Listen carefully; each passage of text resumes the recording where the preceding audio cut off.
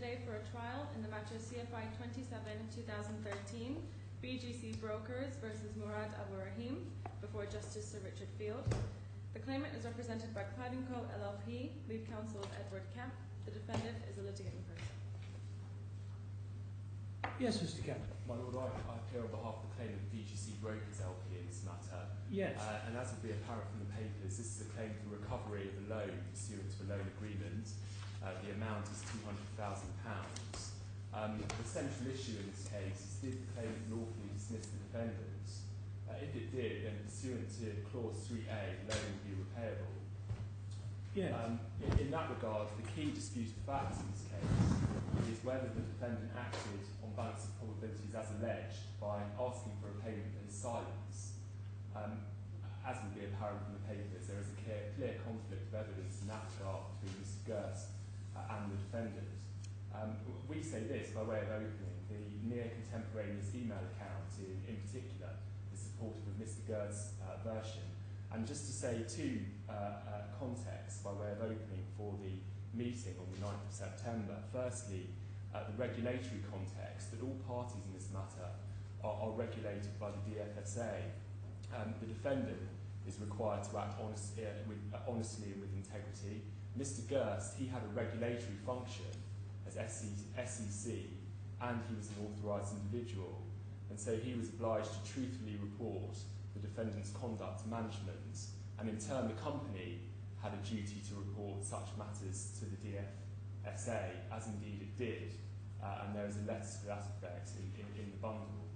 This context is important for two reasons. Firstly, the improbability that Mr. Gerst made a false allegation against the defendant as part of a plan to eject him from the company, and two, the severity of the defendant's actions warranting his termination for cause. The second important context is the defendant's relationship with the claimant. By the time of this meeting, as the defendant admits in his witness statement, he was very angry and wanted to leave. There was a disputed issue about a £51,000 bonus the defendant thought was due. My Lord, in tab 20 you may have read a series of very heated emails from the defendant in that regard pertaining to payment of his bonus. In my submission, that is also a relevant context to the purpose of the meeting with Mr. Gerst. Can you help me a moment on the question of the disputed bonus? I think it was £51,000 in issue. There's mention, particularly in the representations from the defendant, about expenditure. Now, tell me if I've got this wrong. My understanding is that periodically, I think every 3 months, the bonus position was reviewed, and a bonus could be declared with respect to the desk and with respect to individuals. Some bonus was shared depending on how the transaction had been dealt with, and some bonus was solely attributable to an individual who handled the transaction. Okay, so far? Yes. Now, it was the position of the claimant after the event, namely after the defendant had secured for himself a sum that included the £51,000, that he wasn't entitled to that £51,000 because it should have been within the bonus pool and should have been shared amongst all on the desk. Is that correct? Yes. The defendant's contentions with respect to that, from your perspective, were what? That he had in fact, he was entitled exclusively to that element of bonus because of the way the transaction was dealt with, or because he had incurred expenditure for which he was entitled to be reimbursed in the sum of £51,000. His contention, as we understood them, is that the £51,000 related to expenses that he said he had incurred, that he was then entitled to. And we disputed that position. Right. Now, did the defendant have any role in, at least in the first instance, establishing what sums were payable to himself and those on the desk? Well, our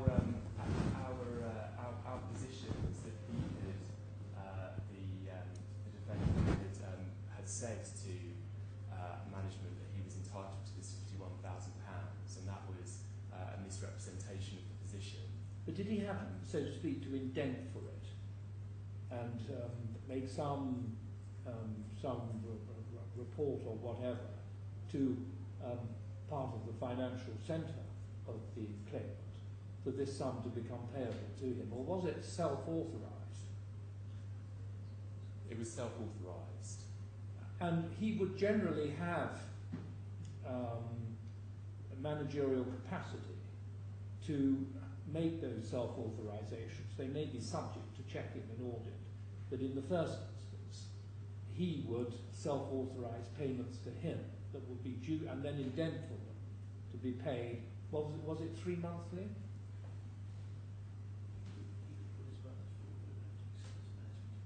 Yes, he could put his bonus forward, but it would have to be subject to management approval from his manager, Richard Bennett. So there was a point when this 51,000 was approved in the first instance by Mr. Bennett, and it was only on reconsideration that it was. No, not by Richard Barnett. That it was the accounts team had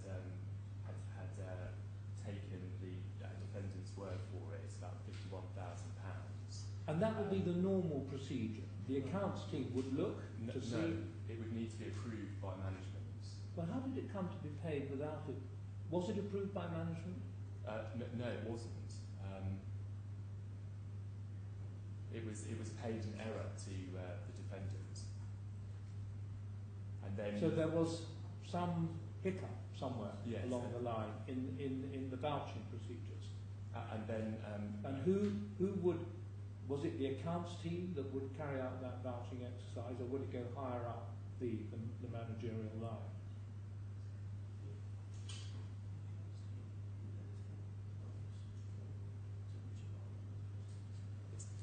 The accounts team would take the bonus to Richard Barnett for him to approve and sign it off. And did this happen in this case? Did it go up to Mr. Barnett? No, there was an error. And Richard Barnett then sought to claw back. Well, what was the error?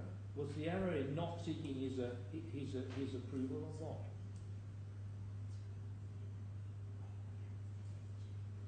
The fault was with the accounts team. He didn't check it.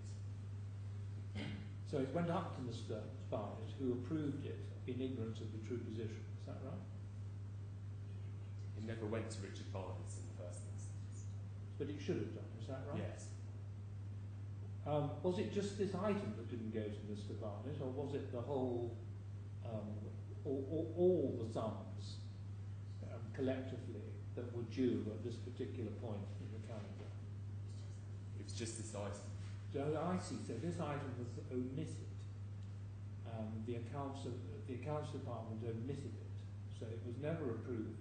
This is your case anyway. It was never approved by Mr. Barnett, and it was then subsequently discovered that this sum had been received, and there was no entitlement that occurred to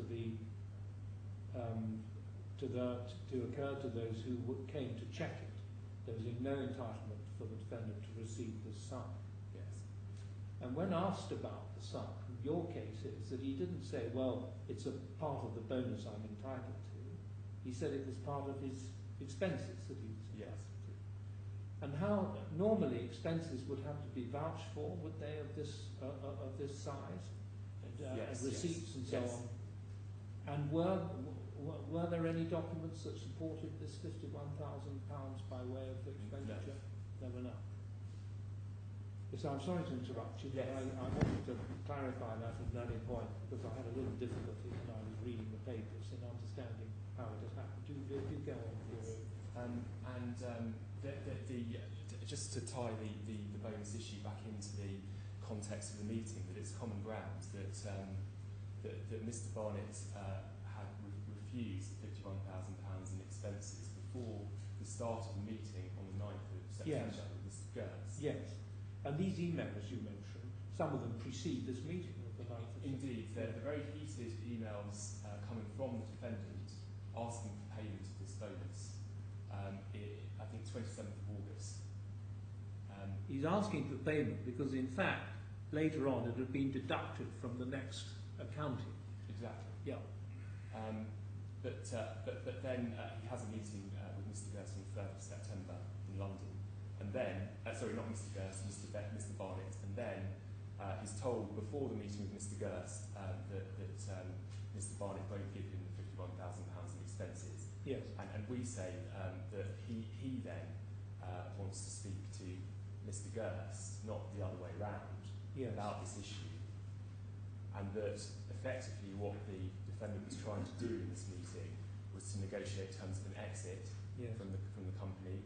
And we say he was trying to use allegations of wrongdoing against his colleagues in the desk as leverage for that purpose, but he crossed the line when he asked for a payment for his silence. Do you accept that at the meeting, amongst other things that you said he was seeking and or demanding, that he was seeking and or demanding re-establishment of the £51,000? Yes, he was seeking payment of the £51,000 that he thought Yes. was due. And you'll hear some evidence about Mr. Gerst as to the precise language that we say the defendant used in that regard. Yeah. That it was his money. Yeah. And so we submit that the truth as to this meeting was that the defendant was trying to negotiate terms of an exit, that he crossed the line when he asked for payment of his silence. It's permissible to negotiate with an employer for exiting a company, but threatening a company in our submission is gross misconduct, and we say the claimant was then entitled to summarily dismiss. Yeah. Other matters, I've set out the legal framework at paragraphs 8 to 12 of my skeleton argument as to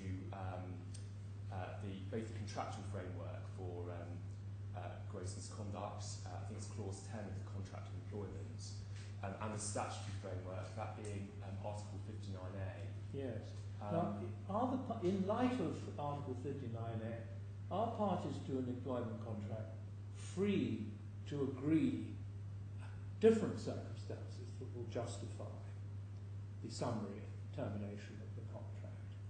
Or are the parties constrained to accept the provisions of Article 59A? In this particular context, or Well, you generally? see, under the contract, Yes. it's expressed disjunctively. It tracks the wording of 59A, and then it says, or otherwise under common law. And 59A does not express the common law position, does it? Well, it doesn't, although the Court of Appeal authorities of last year have rejected a reasonable belief on reasonable grounds That's test. And the test in practice may be very similar to... But it isn't the same, is it? Wasn't that the point that Justice Roger Giles was making in the first case in your bundle? That under the, well, it was the predecessor of 59A, but identically worded, that there are two elements. The question is whether or not the conduct warranted dismissal, and then there's the question as to whether a reasonable employer would have dismissed in the circumstance. Yes. Now that's not the common law, is it? No, it's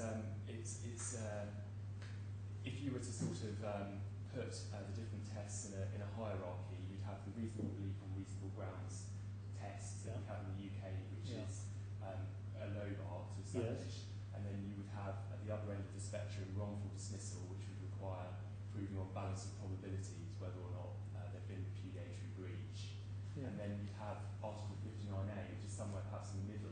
Well, isn't it? But isn't Article 59A at the top of the tree?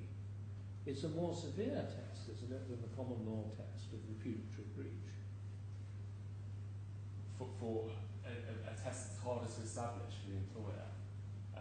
Yes, because not only must the conduct warrant dismissal, which I think is very arguably really the common law notion of a repudiatory breach of the contract, but in addition you have this added on requirement that a reasonable employer would have dismissed in the circumstances. My Lord, we would differ on that conception.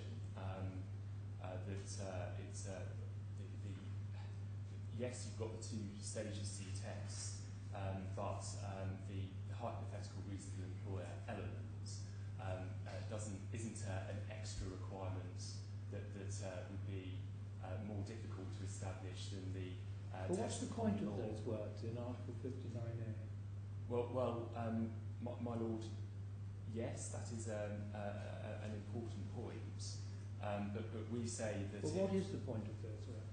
Well, it is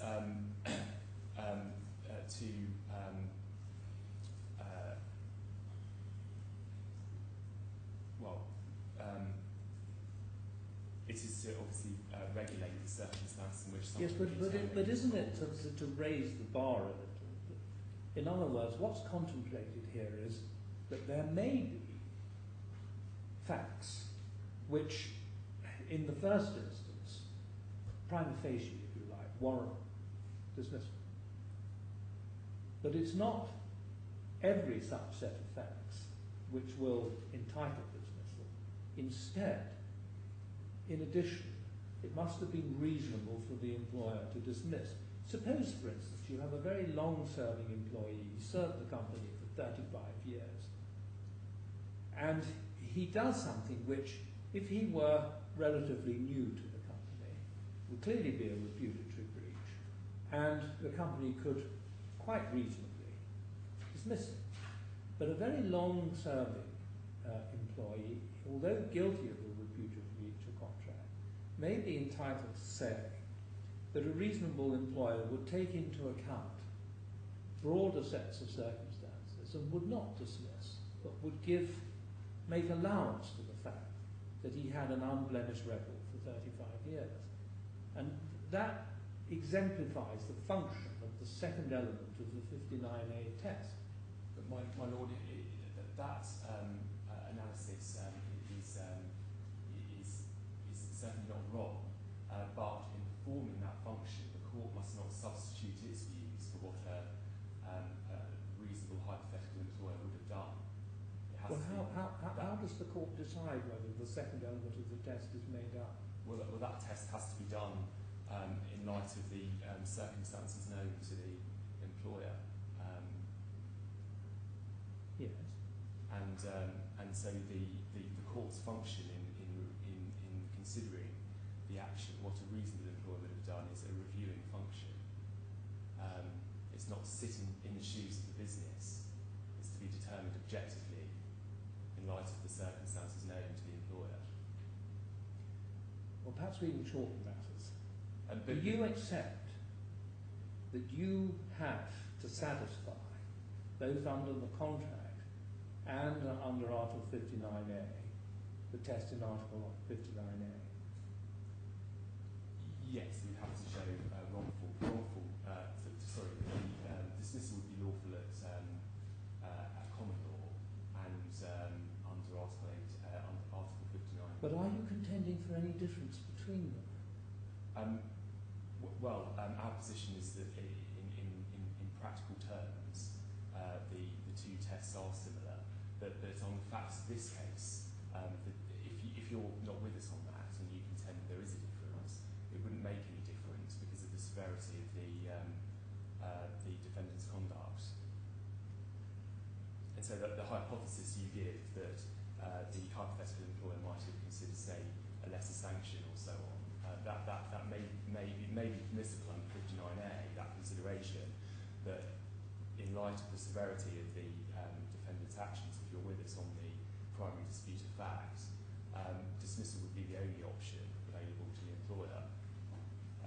I think your pleaded case really reflects the first part of the contract, namely the wording that tracks 59A and 59A, isn't it? Yes. Yeah. And you're not really inviting me, and that's in accordance with your view that 59A comes at a lower level in the treaty, so to speak. In light of the latest cases in the Court of Appeal, But if you're against me on that, and you consider as a matter of law 59A is a more stringent test because of the additional elements of the hypothetical employer, on the facts of this case, it wouldn't make a difference. Well, thank you. Forgive me for interrupting you, but it's helpful for me to get things clarified at an early stage. I just want to check something with the associate. How long have we got for these opening? Have I exceeded the time for the opening yet? I've exceeded that, haven't I?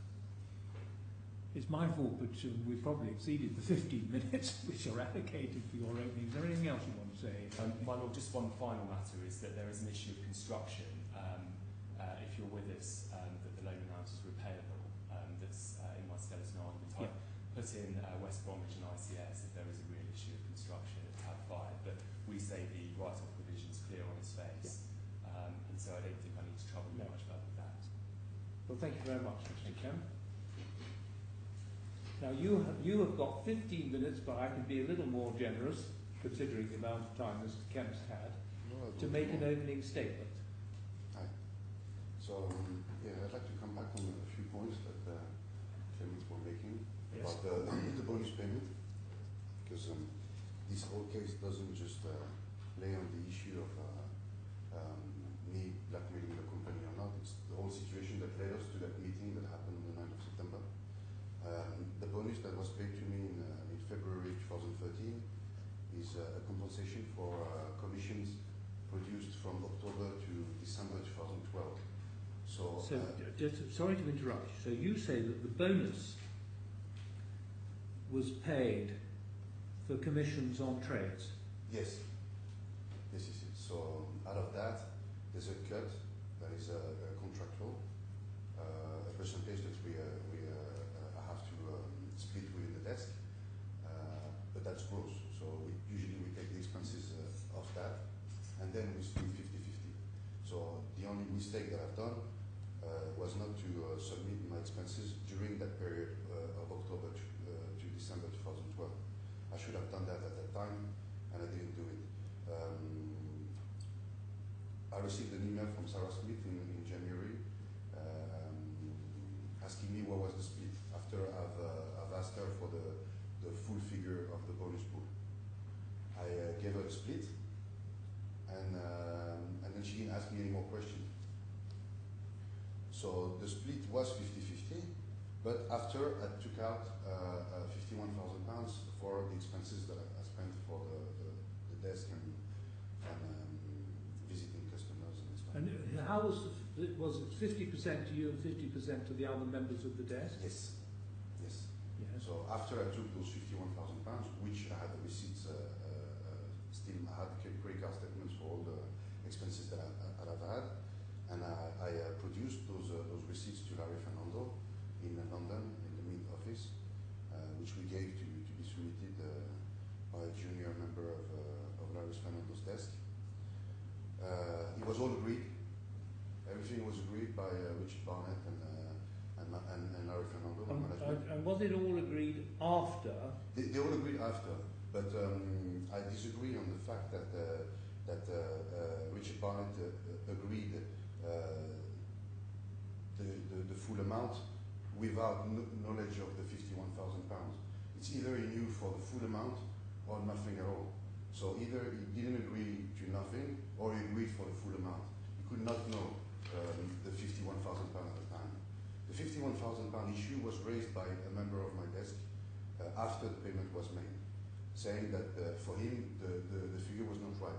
If the split should have been 50%, 50-50, he should have received more. So there was a gap of £51,000 in his calculation, a member of my desk, which is Kashifat. I explained to him what was it, and he still made a complaint to the management. The management didn't follow anything, and I didn't receive any email, nobody made any complaint from the management asking me to pay back those £51,000 that was took out without the permission of anybody. This £51,000 issue was raised in August 2014.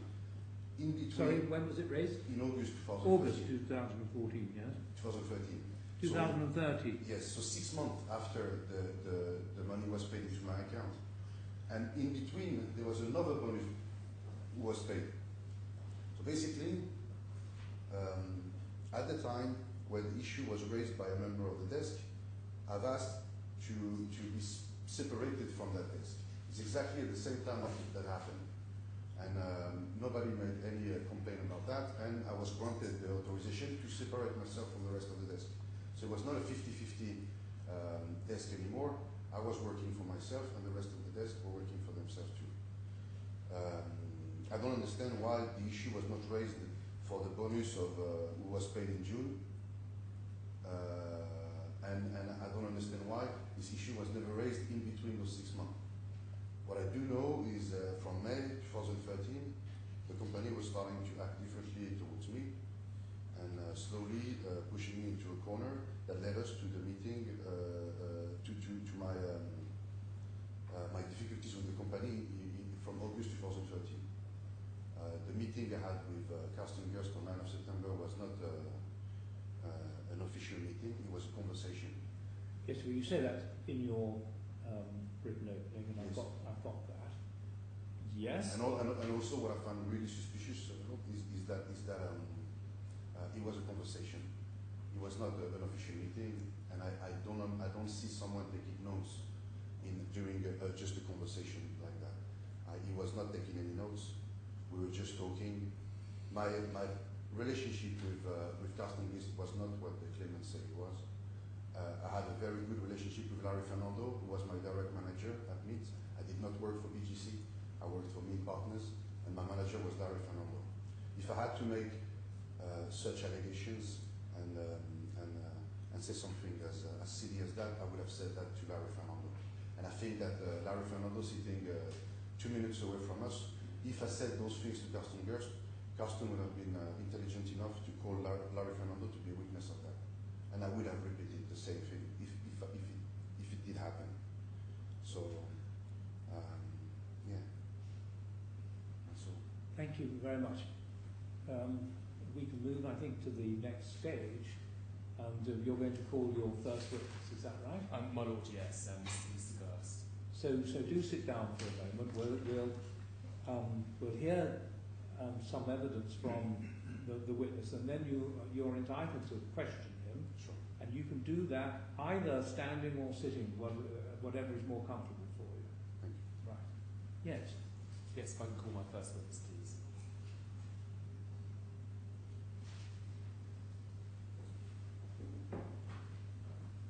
If you could please remain standing, state your name and your residential address for the court.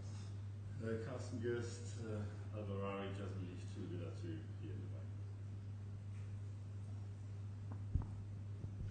I swear by Almighty God to tell the truth and nothing but the truth. Speak clearly into the microphone and direct responses to questions. Good morning, Mr. Gerst. Good morning.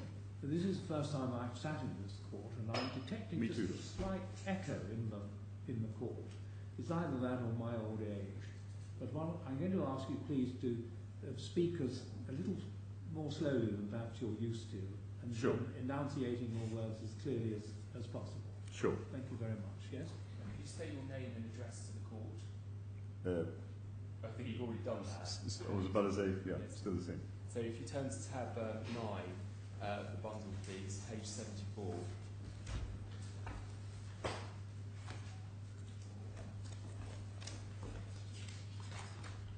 Is this document your witness statement? It's in file 1, bundle 1. Hang on, I think I've got the wrong one. In bundle 1 or bundle 2, sorry? Bundle 1 of the 2. Bundle 1, tab 9 is in my bundle. Sorry, there we are. Yep, that is. Is that document your witness statement?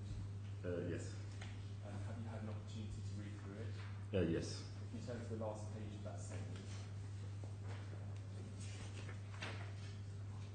Yes. Is that your signature? The last page is the email. Yes. are you satisfied this witness statement is true and accurate to the best of your knowledge and belief? Absolutely. My lord, that stands to the witness Yes. statement, Chief. There may now be some questions for you. Yes, your turn to ask the witness any questions that you want to ask him. Sure. So, Mr. Gust, hello.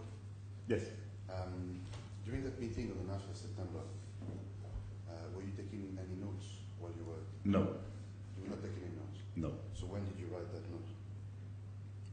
Do you mean the email? Contemporary note. Do you mean the email? When did he write the email? I've heard like in the whole statement about two contemporary notes written by Carsten Guest, said by Mr. Michael Secretary, when we had the meeting on the 23rd of September. Identify the particular notes that you want to ask him I about. refer to the statement of Michael Secretary when on my dismissal letter, saying that he had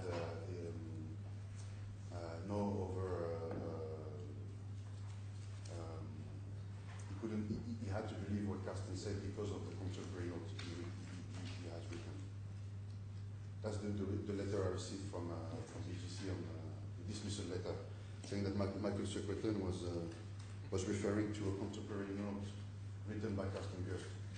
Yes, perhaps I could help you here. We know about the email that was sent later on in the day. Yes. Is that what you refer to when you talk about a contemporaneous note? I did not take any specific notes in the meeting that I had with Mourad, but yes, the email is exactly what happened in that meeting. Other than the email, did you make any record at all prior to the email of what passed between you and the defendant at the meeting? Not that I recall, no. Right, thank you. Did you think it was relevant after the statement I made for a payment for my silence to call a witness into the room, Larry Fernando, for example, which I had a very good relationship with, and which was aware of all the allegations I was making because he was my direct manager. I'm not sure how somebody can witness a conversation between two people after it happened. I'm not sure. Let's say that I made this statement of asking for a payment for my silence, and you asked me to wait for a second to call Larry into the meeting to find a solution and to find a way of negotiating, because you rightly started this whole conversation asking me what do I want. So you could have asked Larry Fernando to come into the meeting as my direct line manager for Min Partners, because I worked for Min Partners, right? Correct. BGC. Correct. So our meeting was really informal, like it was Correct. nothing to do with. Absolutely. Yes. So didn't you think that it was relevant to call him into the meeting for him to hear again what was said to you? I have to say. For something that's serious. I mean, blackmailing the company is a very serious yes. question. This is why I got so upset when you said it and turfed you out of my office straight away, because to me it was such an over the top thing that I got extremely angry and threw you out of my office, as you know. Well, yes, but in that sense, you would have called somebody to hear that, to make it official. Why? I'm the SEO of the company. I have an official duty regarding the DFSA. Why would I call somebody in order to make sure that you repeat what he said? I mean, I don't understand your point. So whatever you would say would be the truth in regard to a court of law. Of course. Or the company. From my point of view, of course. This is yes, why I'm here to tell the truth, and that's it. You could say anything you want, like in all due respect. That's very hypothetical. My statement is as it is in the statement. Yeah. And that is what happened that day, and I don't understand what you... What I understand is from something as serious as that you would call someone into the meeting, that is my direct manager, to hear what's been said to you. Because it was a conversation between us, I could have said anything. I don't quite get it. Allow me to interrupt you. Sure. The point you're making is what lawyers would call a comment. It's not disputed that Mr. Fernando was not called in. the witness explains why. He says he had an immediate reaction to what you said, and that was the end of the meeting. You're entitled to make a comment on that along the lines that have informed your questions. Namely, well, if I really said this, wouldn't you have sought some a corroboration by having someone come in and hear me repeat it? And I think that's as far as we can take it with this witness. You're entitled to make the comment on the basis of an admitted fact that Mr. Fernando was not called in, and I've heard the witness say why he wasn't. Sure. So you could move on to another topic. Sure. Thank you. How would you define our relationship during my employment at BGC, at Meat Partners?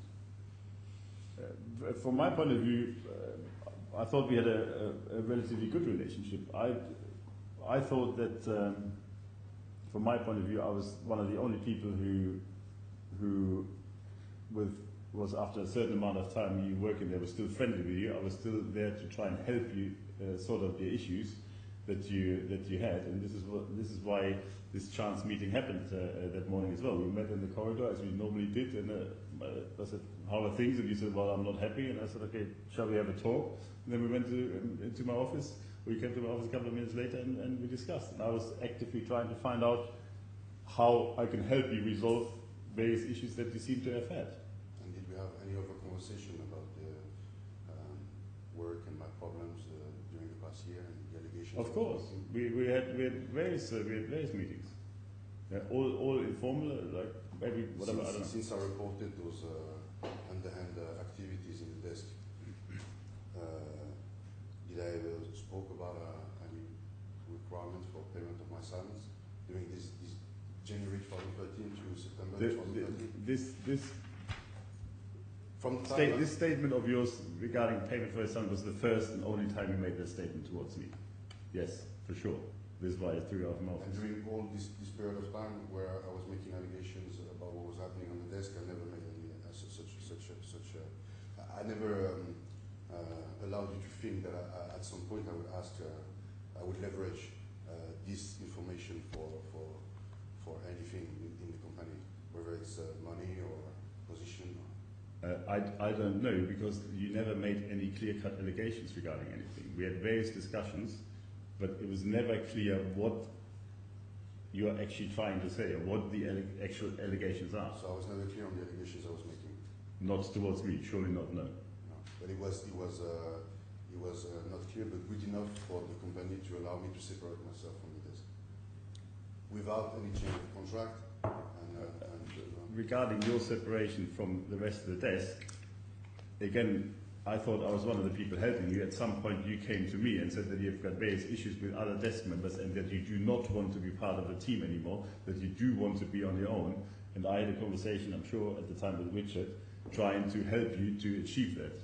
And subsequently he did, so I'm not sure. Oh, this is a good question. Yeah. And so you said that we had a relatively friendly relationship. As far as I'm concerned, yes. Would you say that I had a better relationship with Larry Fernando than you? I do not know, because you sit in one office with him. I would assume possibly, but I don't know. Did we ever meet outside of work? Yes, on my 40th birthday, I believe. One time? Well, I only have one 40th birthday. So. Did I meet you one time outside of work? Or? I'm sure I don't know whether we went for dinner. Other than that, I don't know. Possibly not. Can I ask you the last question? We met in London. You still working at BGC now? No. Since when you stopped working there? In November last year. End of November last year. And before that, were you still acting as the CEO of the Dubai branch? Not since, I believe, November 2013. Maybe officially it was changed at the beginning of January. Dismissal. Sorry? 2 months after my dismissal. Quite possibly, yes. Sorry, I didn't hear the question or the answer. What was your question? I asked him if you were still acting as a CEO of the Dubai branch. Yes. While he was employed after my dismissal. And he responded that he was not the CEO of the company since November 2013. Correct. Can you tell us why?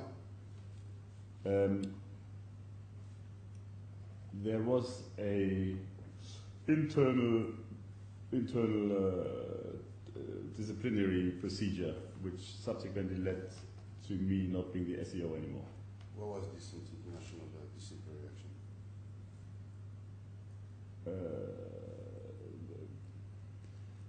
Various emails that were sent throughout the office that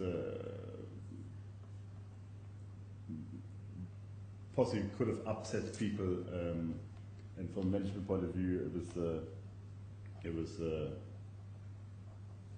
was thought it was better if I do not continue being the SEO. It was a disciplinary hearing. Nothing ever came to it, apart from that I wasn't the SEO anymore. So you was degraded because of your actions within the company, like your ethical behavior within the company made that you could not be the SEO of no, it had nothing to do with ethical behavior in any way, shape or form. So what was it then? It had to do with that potentially somebody could take offense to certain things.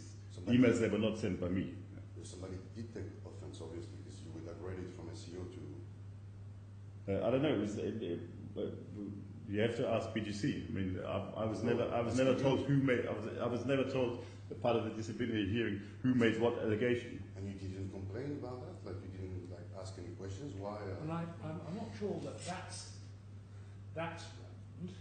You're certainly entitled to ask the witness about his change of responsibility. He's told me that he ceased to be the SEO, I think in November 2013, because there was a disciplinary procedure that arose out of some emails which were thought by more senior management in the company to have some potential for conflict.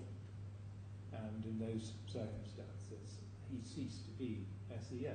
Correct. But you remained employed by the company. Yes, of course. You weren't put under notice or anything. No. Like that. You No. remained. Sure. And you left the company the year after that? Correct. When my contract expired.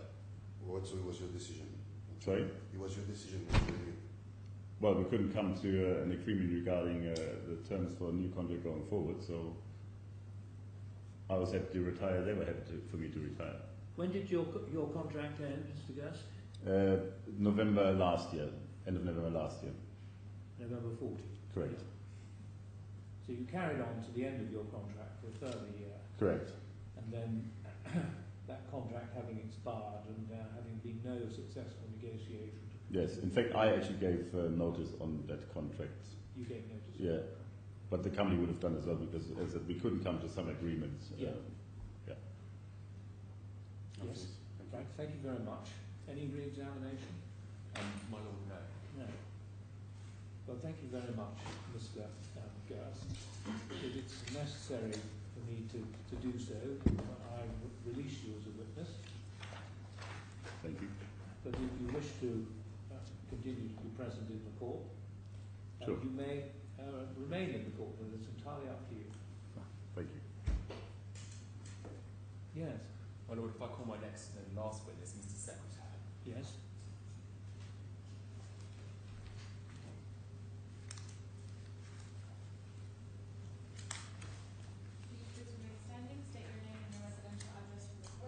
Michael Secretary, 10 Warwick Avenue, London, W21XP. Thank you. I swear by Almighty God to tell the truth and nothing but the truth. So,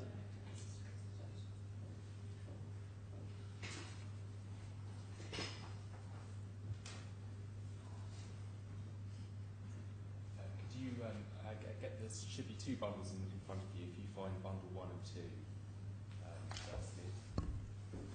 Turn to tab 10. This is your witness statement.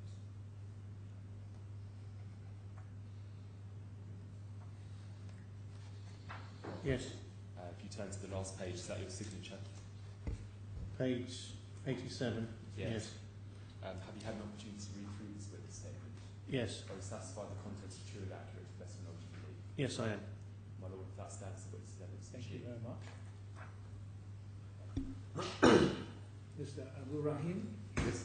you're entitled to ask questions of this witness if you'd like to.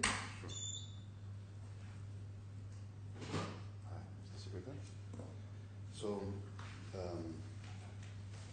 I'd like to come back on the your mentioning of the contemporary notes of the meeting with Castingers. You mentioned on the notice of termination. Is there any particular paragraph that this is referred to in this witness's witness statement? No. No? Okay. To try and identify the document, if it is a document, so that the witness knows precisely what you're putting to him. It's from the notice of termination I received on the 3rd of October 2013. Right. From Mr. BGC. Kent, where is that in the bundle, the notice of termination? Yes, it's on page 258. 258? Would the witness turn to page 258?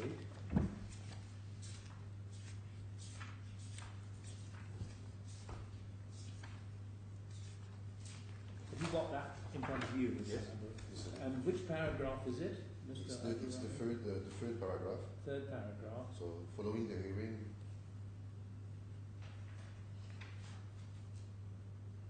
There's Mr. Carson's contemporaneous note of the meeting on the 9th, which I read to you during the disciplinary hearing.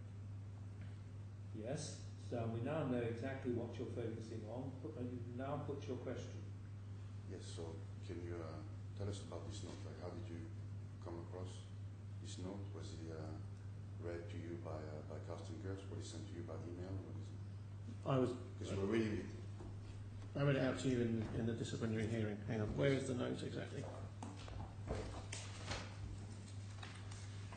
Well, first of all, before you do that, Mr. Secretary, can you tell me from your recollection, was this a printed or a handwritten document you were reading from? I was reading from a copy of an email. It was in the form of an email. That is in here somewhere because I've seen it somewhere in here. Yes. That same one. Mr. Kemp, can you help where Page 245. 245?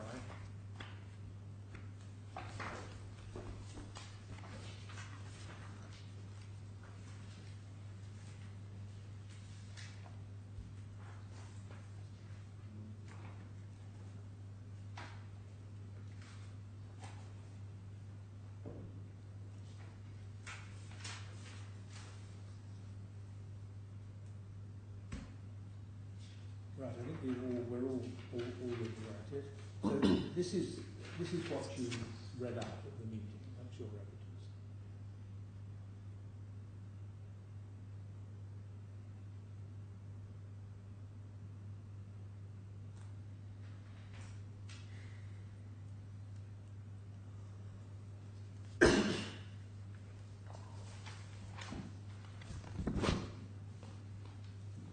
Yes? Yes.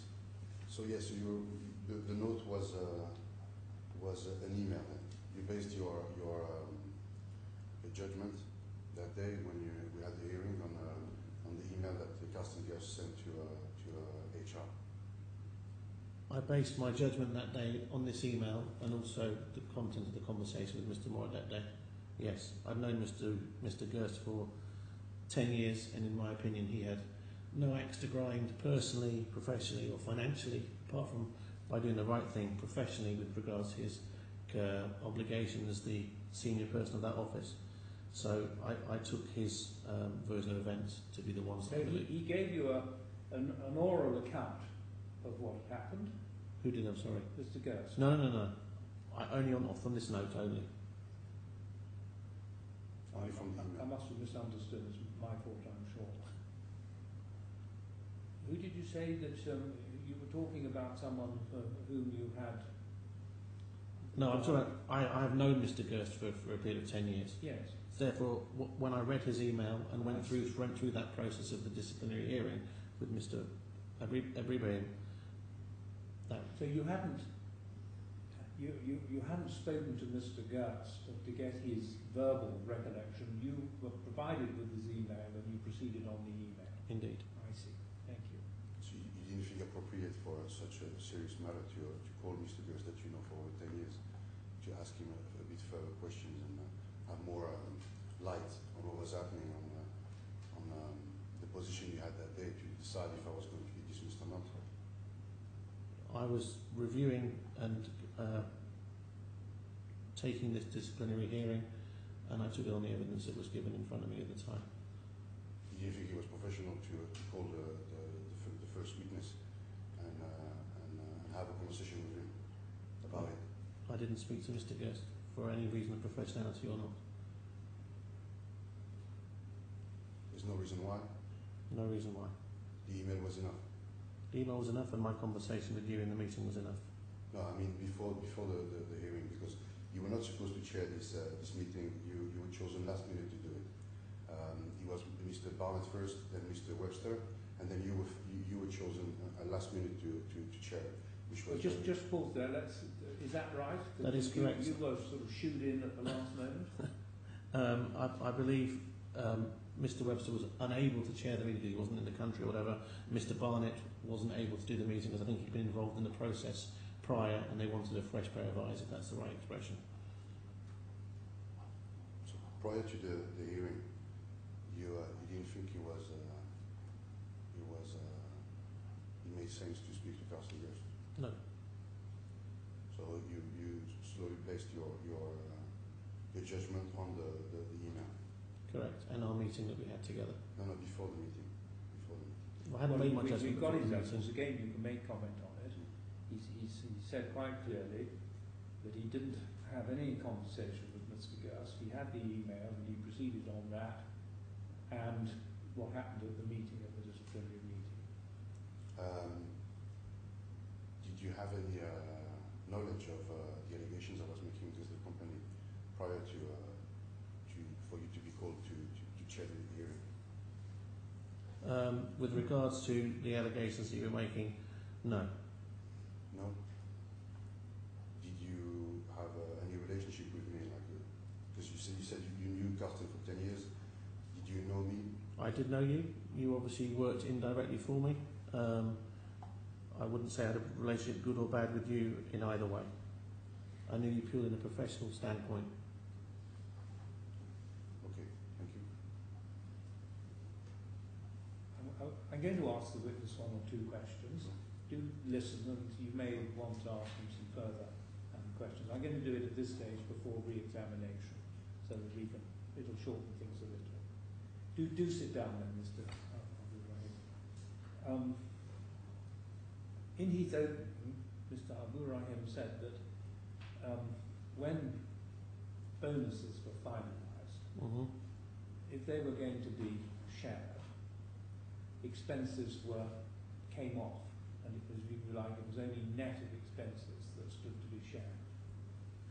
And as I understood him, what he was saying was that if a member of the desk had incurred particular expenses, then that would be first off for him alone, and then what was the balance was then to be shared.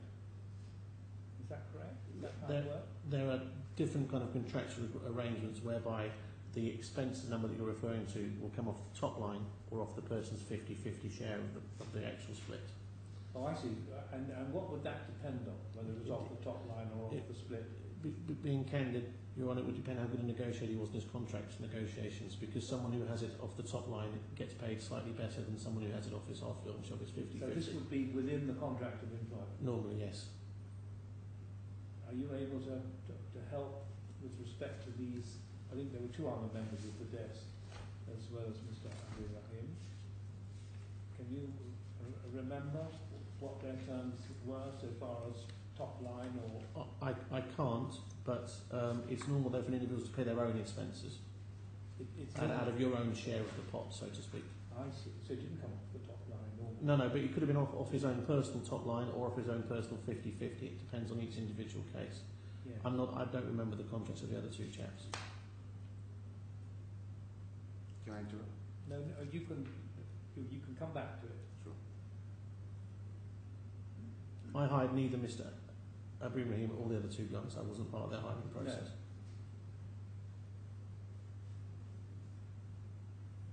No. Yes. That's all I wanted to ask you. If you have any questions arising out of that, Mr. Abourahim, you can put Yeah, I them just down. want like, because I think Mr. Secretary didn't answer your question. The question was not if he gets out the top or the bottom. The question your question was if the bonus is let's say £250,000 to be split 50-50. Do you get this £250,000? Do you get the expenses out of that, and then you split 50-50 by contract? It's not the gross or the net amount we're talking about the expenses here. What you're referring to is if the commission amount is £300,000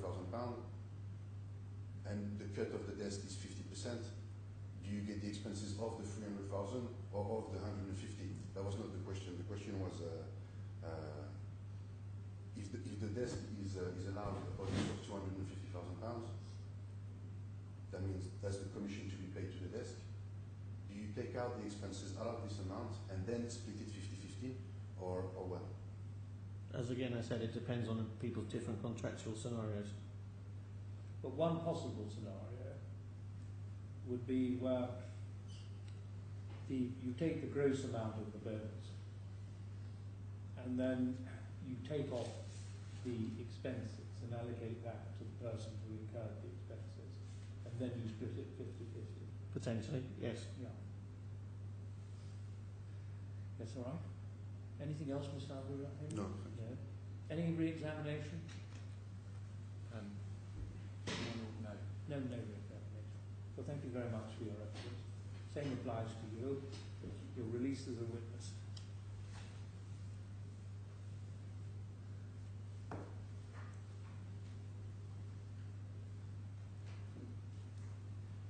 No, just give me a moment, please. Go ahead.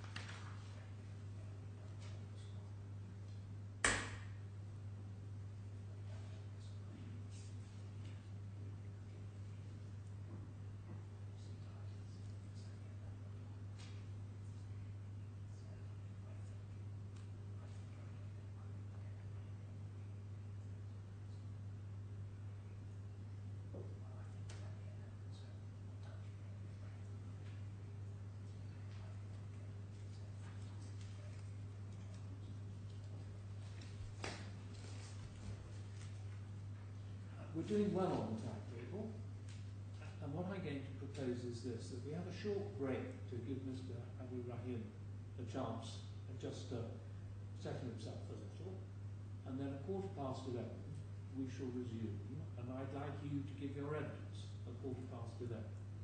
All right? Good. And then I'll rise until then. Thank you very much. All rise.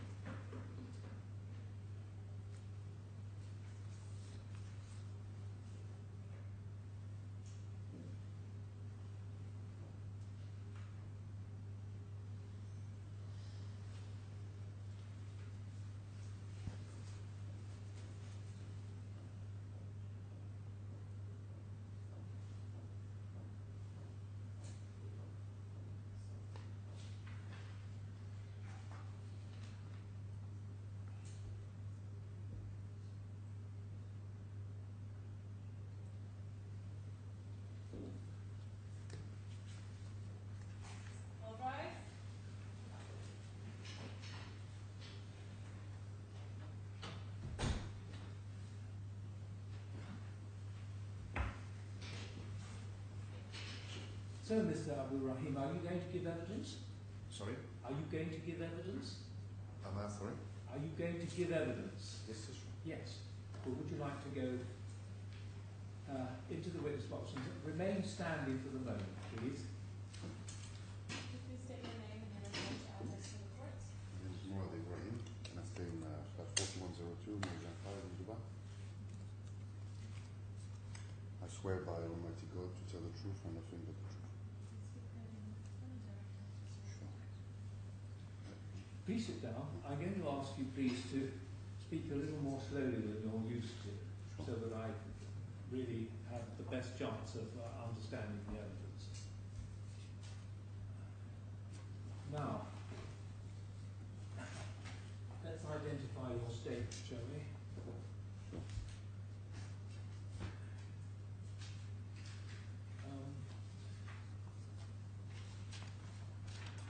Mr. Kemp, we have a skeleton argument from the defendant. Do we have a signed witness statement either or? We do. It's on in tab 11 on page 108. Ah, yes. Would you turn to that, please, Mr. Abourahim, Sure. and go to page 113 of the bundle? It's in the fatter of the two bundles, bundle 1 of 2, at tab 11.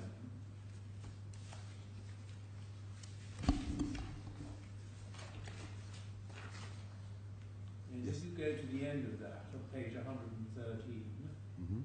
is that your signature? Yes, it is. And this is your witness statement? Yes. And is it your evidence that what you say in this statement is true to the best of your knowledge and belief? Yes, it is. Right, thank you. You'll be asked some questions now. Sure. Mr. Kemp. I'm just going to start off by asking you a few, hopefully, uncontroversial questions about the regulatory context that you operated in when you worked for BGC. So you were regulated by the FCA in the UK? I'm not sure. It was a Dubai contract, so I would say that I was regulated by the DFSA. Or you say you don't know whether you were regulated by the FCA? Sorry? You don't know whether you were regulated by No. the FCA, but you accept you were regulated by the DFCA. Yes. You know that as a regulated individual, you were required to act with honesty and integrity at all times. Sure. BGC is a regulated firm. Mm-hmm. It's regulated by the DFSA and DIFC. Yes. Mr. Gerst was a senior executive officer. Yes. That's the regulatory role. Yes.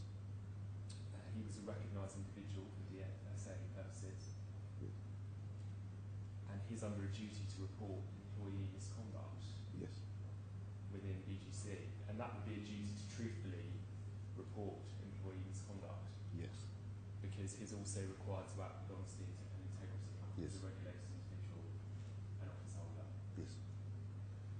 BGC, as a regulated firm, is required to take appropriate action in respect of employee misconduct.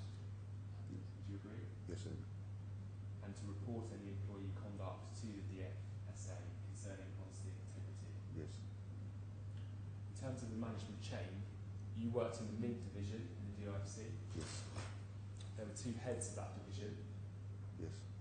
One was Mr. Barnett. Yes. The other Well, was Mr. No. Two heads of Mint. In Dubai, there's only one. No, at the top of the chain Sure. in London, In London, yeah. Mr. Barnett and Mr. Secretan, Yes. co-heads. Yes. They were both based in London. Yes. You reported to Mr. Barnett. Yes. You didn't report to Mr. Secretan. No. Mr. Secretan didn't have any management responsibility for you. No. We can see that he was copied into some of your emails concerning the issues you raised about bonus and so on, Yes. but he didn't respond to any of those emails. Well, he responded in the beginning when we were talking about commissions, and his involvement in the productivity of the desk was there. He arrived afterwards. He was not, when I joined, he was not part of the management at the top of Mint. Yeah, of course. He replaced somebody else, and then his involvement in in the management. Yes, of course he was, but No, I'm not talking about management of Mint in general terms, but in terms of his involvement in your yes, issues about pay and so on. I'm talking about the management of my desk. He didn't get involved in your personal issues concerning your No, pay and No. issues. no. But he wasn't. He knew the figures we were making, and he was involved in the productivity of our desk. But in terms of business. those personal issues you had about your pay, your No, relationship no. with BGC, He was never involved in those conversations. No. and he Was CC'd though in the email, so he was aware. but he didn't actually get involved in the discussions. No. And he, I think he gives in his witness statement some evidence about being involved in some cross trading with you, but that was pretty much it. So sorry. Some cross trading at one time. You didn't really have much dealings with Mr. Secretary. Not at all. In Dubai, you would report to Larry Fernando. Yes. He was the managing director of Mint DIFC. Yes. And he, Mr. Gerst, he had no line management responsibility for you, did he, Mr. Gerst? Mr. Gerst? No, he was involved, but in a very unofficial way, in basically asking questions and. You had a good relationship with Mr. Fernando. Yes, very good. And I suggest that before your employment was terminated, you had a positive relationship with Mr. Gerst. No.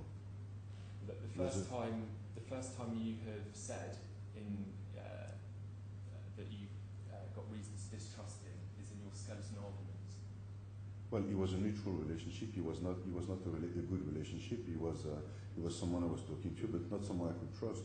There was a few issues during my employment in BGC in many ways that the word of Carsten Gerst for me was not something you can trust 100%. Even in your skeleton argument, you don't really give a reason for distrusting him. Well, this is just a feeling, you know. When you want to talk about personal things, sometimes you keep things for yourself, and you choose the people you share it with. And Mr. Gerst was not someone I would share very personal issues. We talk about work and professional issues, but not something that I would feel that I could not trust him to keep it for himself. You went to his 40th birthday, for example. With many other employees of BGC. I was invited for a drink, I popped out. I suggest it's only with hindsight of being summarily dismissed based on an allegation he'd made against you that you now say in your skeleton that you distrust him. Is that fair? Sorry? That it's only now in the hindsight, having been dismissed for gross misconduct based on an allegation he has made against you. No, of course not. It's not based on the allegation he made against me. It's just a natural feeling that I did not trust this person to say some things that I would not believe that he would keep for himself. But it's just a feeling. There was nothing tangible. Well, there's a few issues that happened during my employment, like some things that he would have said, some simple things like a car parking space that was Larry Fernando gave to me, and that Carsten Gerst took for somebody else, and these kind of things, you know, that the Carsten Gerst will say something to someone and a different thing to somebody else. So that was the feeling, which is obviously doesn't really matter, these details, but I found out more when the serious thing happened, obviously. So obviously when he made those allegations, my distrust came to a level that it was not before. In terms of raising concerns about wrongdoing on the desk, it's accepted you raised concerns about Mr. Ilyas and Mr. Butt and Mr. Fernando in late 2012 or early 2013. Yes. You can't give a precise date. No. You never submitted anything to BGC in writing about these allegations. No. You met with Mr. Gerst for coffee in February 2013. Probably. Because you had these monthly meetings, didn't you? No. There's no monthly meetings. Informal chats at Currency Well, House over coffee. you could not call that monthly meetings. And you mentioned the issue of sign-on payments and deals going on to him. Sorry? You mentioned the issue of sign-on payments and deals going on. No, I mentioned to him the signing on fees that I received from one of my employees, which was £1.3 million and $1 million in stocks. My employee was a junior on the desk. He never had any previous experience in finance. And I expressed that to him and said to him that I found that weird that he received 6 times more than his manager. You didn't, for example, mention the name of Simon Mirza or Tony Verrier. Yes, I did. Obviously, Tony Verrier was still acting as my manager at the time. So there's an email that proved that in the file.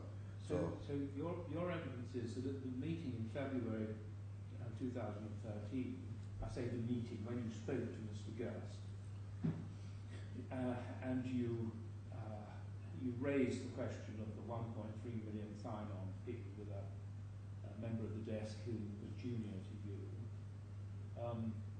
Your evidence is that you did refer to the 2 individuals that counsel had mentioned. Yes.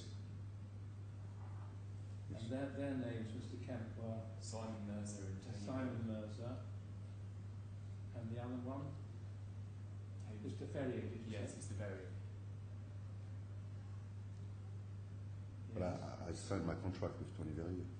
Mr. Gerst said in this conversation that if you have any specific allegations, you should report them to management or the DFSA.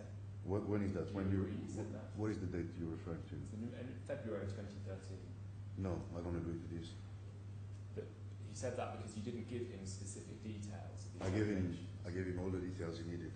And But it's not my role to investigate. It's my role to report some activities happening on my desk that I find not normal, which I did to my I management. suggested what you reported was vague to Mr. Gerst. No, it's not vague at all in our industry. I'm sorry. And When someone gets Let the witness finish.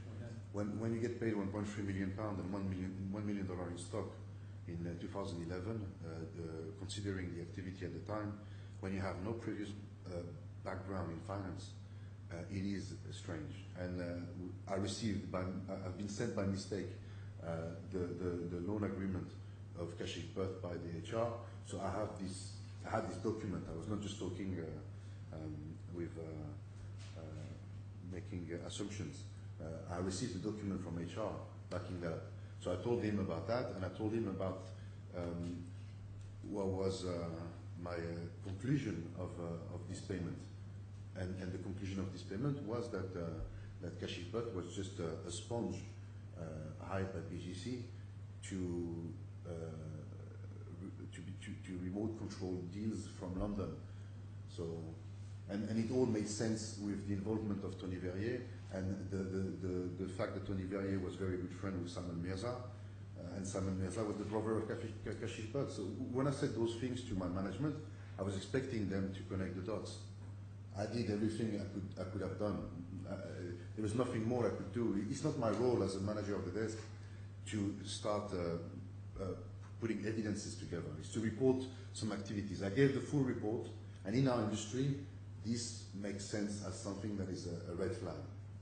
So it was their job, compliance-wise, to then go to the authorities. But they can only act based on what they understand you to say. Well, and it was very clear. Well, Jane just finished the question. And then I suggest that in this coffee conversation with Mr. Gerst, you didn't give specific details because by this time, on your own evidence, you had already raised the concerns to Mr. Fernando, and you were expecting him to look into the matter.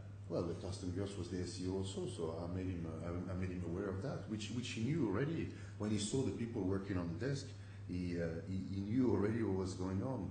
But how can it be more clear when someone receives this amount of money without any reason, rather than just the company saying we can pay the people who work for us the amount we want to? For me as a manager, it was strange.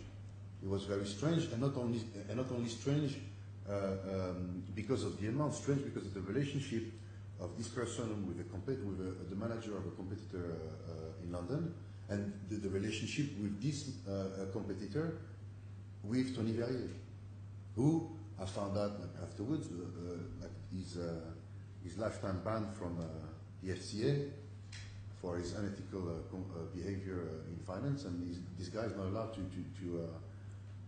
touch anything finance-wise. So all these things, when you deliver that to your manager, you expect him to investigate that matter. and to come back with some questions. I was the manager of the desk. The only thing I was asking was questions. How come this person receives 6 times more than me, with no experience in finance, with no customer base, with no backtrack whatsoever? Moving on, you raised concerns about Mr. Butt and Mr. Barnett on the 3rd of September 2013 at the meeting in London. Again, yes. And you were told, I think, by an email, which is at page 246.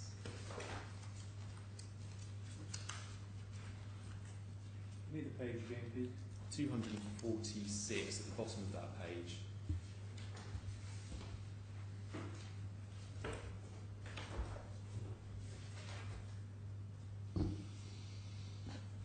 Yes. That the legal and HR departments have begun investigating the allegations after you raised them to Mr. Barnett. Well, I found that very strange, this email saying that I was reporting those allegations since January 2013. Yes. And in the same way, I reported it to Richard Barnett. Yes, but you reported them to Mr. Barnett on the 3rd of September, and by this email it says that they're looking into it. No, I didn't report it to Richard Barnett on the 3rd of September. I mentioned it again. Those allegations were made from January 2013 to Larry Fernando, who reports to Richard Barnett.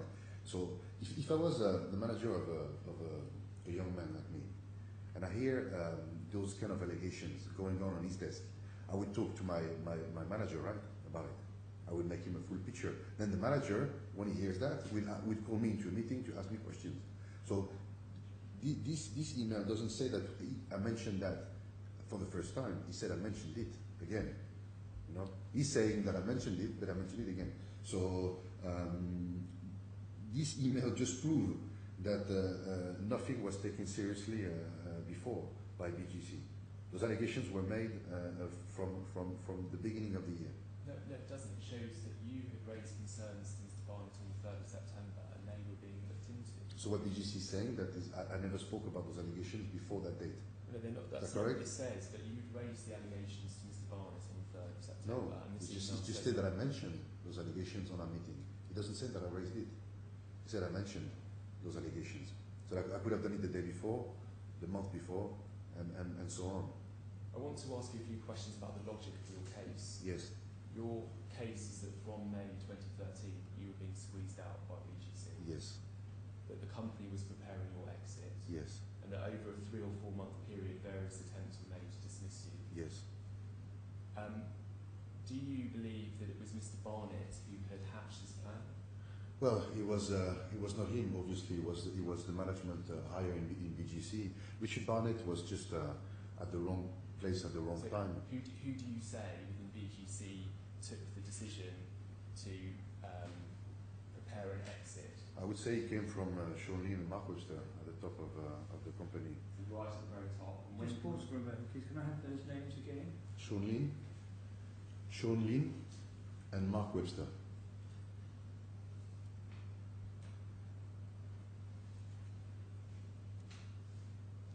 Thank you. And when do you believe that decision was taken? Well, it was taken as soon as I made the allegations about May. No, January. January 2013. Yeah, that's when the. To be clear, this is your assumption. It is, yes. You don't have any evidence. No, as to I don't. A date and time. I don't. That Well, those individuals Richard Barnett many times on Tanberg and a video conference where I was raising issues months before my dismissal, told me that if I was not happy, I could just keep the signing on fees and leave. So that was done by video conference many times. So the company made it very clear that if I was not happy, I could just go. They never tried to find a solution or issues to my problems, where I was always communicating with the company, telling them every issue that I had, and I was a good producer for the company. I was not someone who was not making any money. So I produced $2 million in the time I was with the company, and they had 50% of that. It is your case that Mr. Gerst made a false accusation against you in the meeting on the 9th of September. Yes, a very serious false allegations. And is it your case that that he was asked to do so by Sean Lynn and Mark Webster Yes. as part of the plan to Yes. dismiss you from the company, Yes. and that Sean Lynn and Mark Webster colluded with Mr. Gerst Yes. to make a false allegation against you. Well, they were trying to find a way to make me exit, And like they did in end of August when they got me into a disciplinary hearing for my non-presence on the desk. And to be clear, that this was part of an orchestrated plan between different managers within the business to Well, when you look at it, exit you from the company. when you wanted to talk about logic, when you look at it, at the email of Richard Barnett, what is he asking me? Is he asking me if I made any allegations of blackmail to the company? Is he asking me if I'm trying to leverage my information for some money? What is he asking? What is he asking on the email? Can you tell me what is he asking? So I'm here to ask you the questions. Well, I'm going to tell you then. I'm just asking you some questions. I'm going to tell you. Case. I'm going to tell you what he's asking on the email on the 13th of September, 4 days after my meeting with the Carsten Gerst. What he's asking is, do I have any evidences or any documents that prove what I'm saying? He's not mentioning anywhere the blackmail. He's not mentioning anything. So, and what is all this blackmail about? So, my big question is what is BGC worrying about here in that email? If I have any proofs or any documents. So, what BGC is doing here, they're asking the question they already about something they already know. They're asking, do you have any evidences against us? They don't ask me if I have any evidences to prove what I'm saying they know that what I'm saying is true. Just moving on to others that might be involved in this plan, and it was Ms. Travato at Human Resources that decided to start a disciplinary process against you, and at page 250 is the invitation to the disciplinary hearing. Yes. Which is signed by her. Yes. Now, Well, to be clear, is it your case that in this letter she has raised false disciplinary charges against you? Yes. And that she has been asked to do so by Sean Lynn and Mark Webster as part of their plan to dismiss you from the company? I don't understand your question because Natalie Trovato, what is her involvement in? She's a human resources. Yes, but was she there in the meeting that I had with Carsten Gerst? Just to understand your. She's just making a conclusion of what's been said to her. She's inviting me, so on, like to a disciplinary hearing because of what she's heard from Carsten Gerst and what she heard from the management. Yes. So you that's not a decision. You don't believe she was involved in the plan? No, there's no plan. But she I don't know if she knows or she doesn't know. But Carsten Gerst there's a procedure. Okay, she's following the procedure. Let's say that. And Mr. Secretary, he dismissed you. But is it your belief that he was in on the plan with Sean Lynn and Mark Webster? Well, of course. That he conspired to dismiss you? Well, listen, look at it this way. Mr. Secretary is working for a company that is doing unethical and frauds and illegal activities all over the place. So they've been condemned by a court in New York for doing that under the Tony Verrier management of the company. They lost the lawsuit of $100 million already because of poaching employees from a competitor, losing 8 Blackberries. You know, like I'm sure if you type Tony Verrier on Google, you'll find a nice resume of him. So they all work for this company. They know that this company is not ethical. So what do you expect from them? The people signing the check that they're taking home every month is not ethical. So do you expect those people to stand against that company? To be absolutely clear, the basis of your case that there was a conspiracy or orchestration to eject you from BGC, to dismiss you from BGC, is based on your assumption. No, it's not based on my assumptions. It's based. I have evidence here. It's based on the fact that the BGC made a clear deal with a competitor, which is Simon Mirza, working for Toilet Pribon, to divert a part of his business from Toilet Pribon to BGC against £1.3 million paid in cash and $1 million paid in stock to his brother-in-law, Kashif Butt, over a period of 5 years. This is my it's not assumptions, this is what I've seen with my own eyes, being manager of that desk, seeing the signing on fees that received Kashif Butt, and witnessing with my own eyes the remote control transactions that were going on between Kashif Butt and Simon Mirza via mobile phones. I want to move on to another topic now, which is your relationship with BGC. You started working in March 2012 for BGC? No. I worked for BGC in January 2007. So in the Dubai office? No, in London office. Yes, but in terms of your relevant employment? You said BGC? Yeah, in the DIFC office? Yes. Yeah, March 2012. Yes. In May 2012, you found out about Mr. Butt's sign-on pay leave. I just want to ask you a point on that, if I may.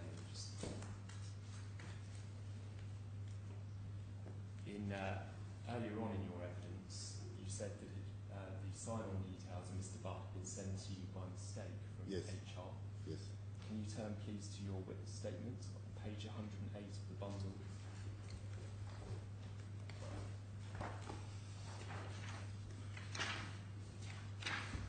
Yes.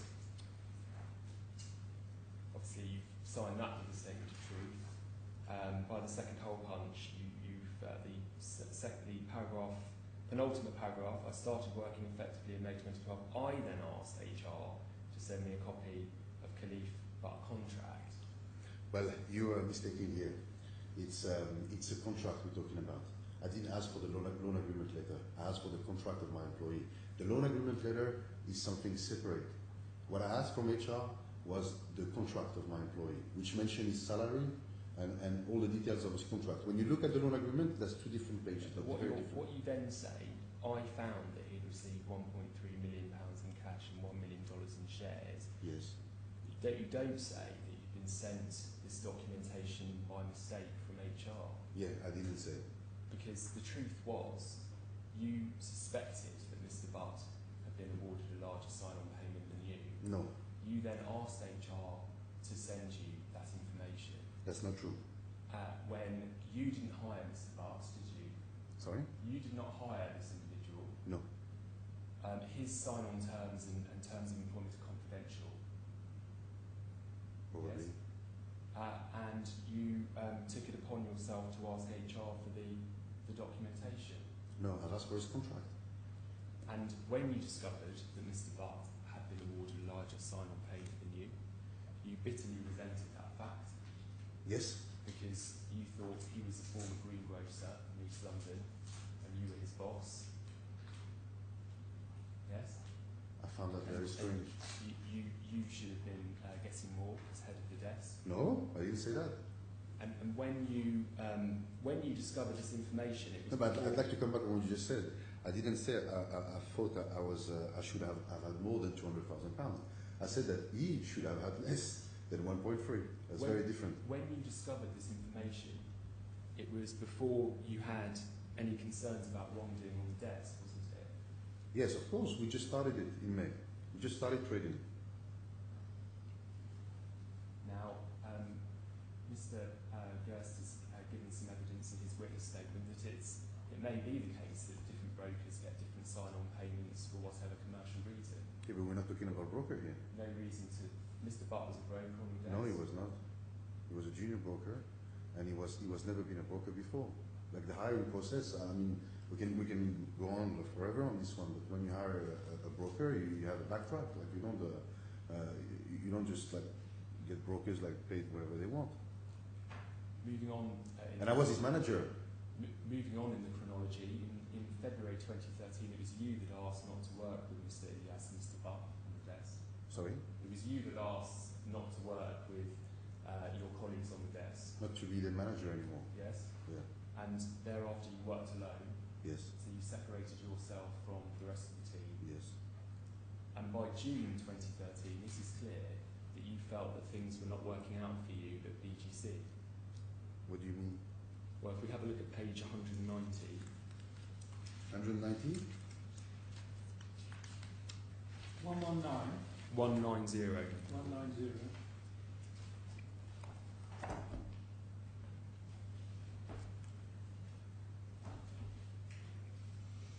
This is in June 2013.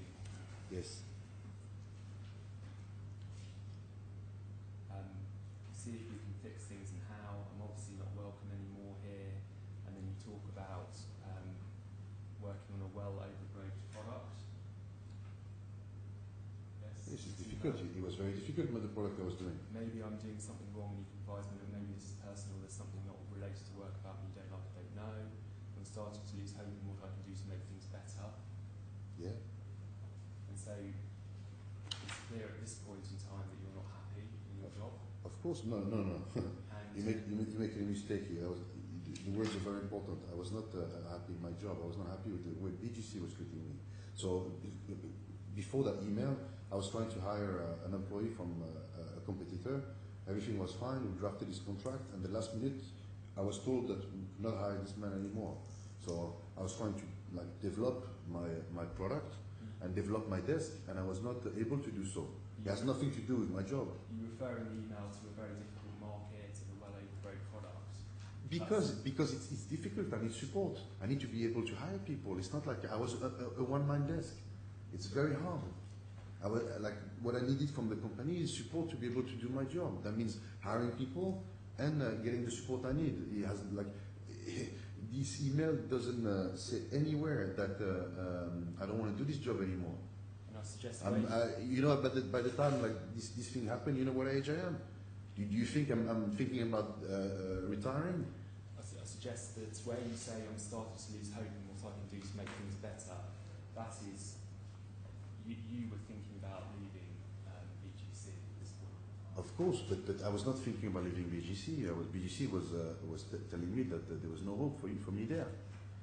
Basically, this whole email and this whole situation came to the point where I was not getting support from my employer to be able to do my job. So I was losing hope in being able to make my career success with BGC. Just move on to the issue of bonus. We'll have a look at some of the emails in that connection in a moment. Your bonus needs to be approved by management. Yes. You had told finance that management had authorised a sum of £51,000 for expenses. No. It didn't happen like that. No, let me finish on this point. It didn't happen like that. These £51,000 was never the accounts were never mentioning this amount. The split was mentioned, and the split was agreed. This £51,000 came from Kashif Butt and Assad Ilyas, who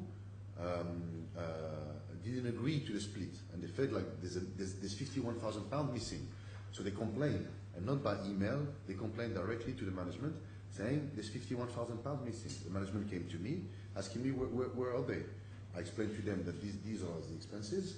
Yes. I provide the receipts, and that was all. Just pausing there, you did not provide the receipts for the expenses. I did provide to Larry Fernando in London Mint office the receipts. They have never been received. Well, I gave them to be proceeded in the system, and after that, I don't know what BGC did. And it's not surprising me what you're saying, but I did provide. The truth was that you had been paid an overpayment that you were not entitled to. And then what happened? Mr. Barnett said he wanted to claw back that money. When? So this was on the 9th of September before your meeting. So 6 months after. It took 6 months for them, when you said that this amount, they found out about it, the accounts found out about it in February 2013. It took 6 months for the company to come back to me and said to me, I took this money illegally. It's just a question, because I was wondering at the time, why did it take so long? If we didn't agree anywhere, or if I didn't give any expenses receipts, how did that go on for so long? Because in between those 2 dates you're giving, there was a bonus paid, and during that bonus, those £51,000 was not taken away from me. They could have taken away, but I was paid my full bonus in May or June 2013. So why did it take so long? we'll move on to your requests in relation to bonus and the context for the meeting with Mr. Gerst. So page 197, 27th of August. Yes. This is an email at 4:17 p.m. Give me an answer regarding the delay on my bonus payments in Q2. See that? Page 196 at the bottom. At the very bottom, it runs on to the top of 197. Mr. Barnett invites you to a meeting in London to discuss. So he's not ignoring your request, is he? He's inviting you to a meeting to discuss this issue. That's after like my email is written at 4:17 p.m. Okay, so I was ignored before that. So at 5:55 p.m. he's responding. Yes, you send this email and then he responds a little over an hour later at 5:55 p.m. asking you to a meeting. No, but you don't understand. It's quite simple that you understand. It's I was ignored before 4:17 p.m. So he responded after that. Like my email at 4:17 p.m. I'm not talking in the future of like what am I going to be ignored in the future. I'm saying I've been ignored till now. And after that he's answering and saying let's meet in an office. Let's meet in the London office like in a few days. Yeah, we can but discuss my email is when I mentioned that I'm being ignored is before 4:17 p.m. not after. We don't have any emails before the Exactly. 27th of August. Yes, yeah, well, there was a few. You can only act on what you say in the email. No, there is a few emails before that, and if I'm saying that I'm ignored, I have no reason to just pretend to be ignored for no reason. The only thing I wanted was a meeting to discuss this issue about the bonus, because at the time, if you look properly into it, I did not even know what was the problem. Nobody told me.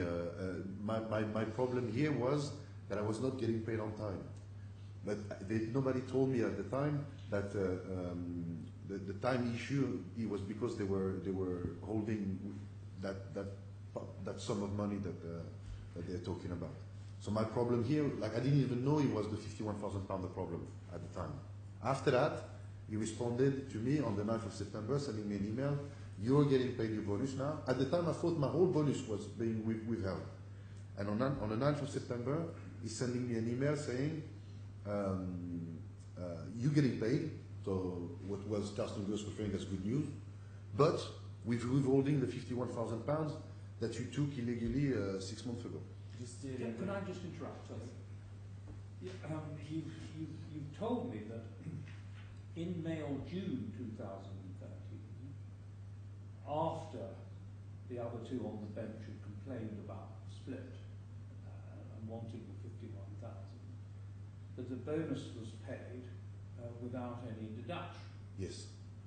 Now, when was it after May or June 2013 that you were told that there would be a deduction?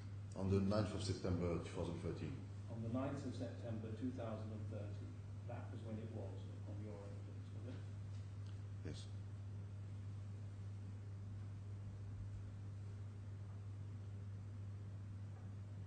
Thank you. Just you go on. Just moving back on to the email correspondence at this point in time, you then respond to that invitation to a meeting saying, this is by the second hole punch, I do get this lack of answer as a worrying sign.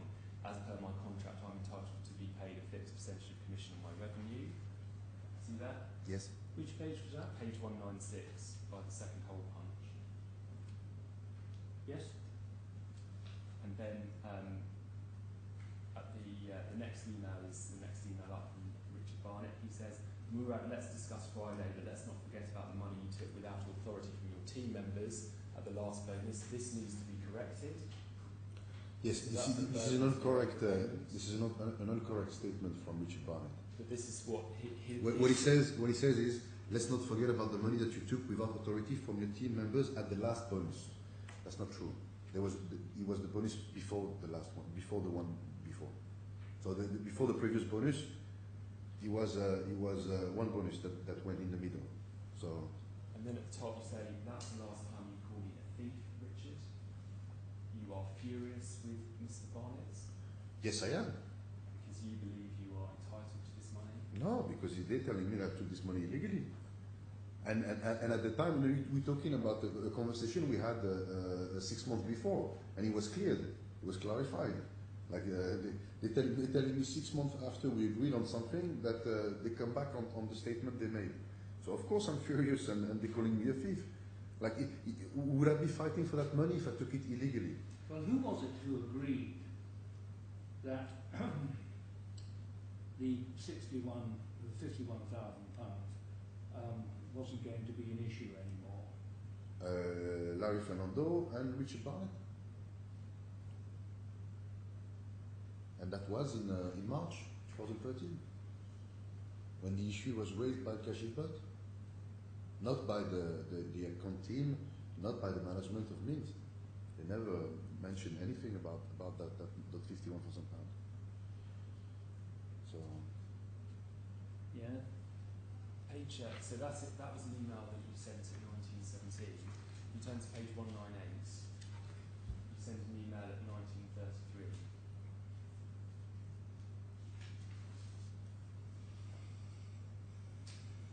And you say in the middle, but I do have a problem with my money being held with no reason. I want a clear answer if you're willing to pay what you owe me or not. Depending on your answer, there will be a point or not to meet.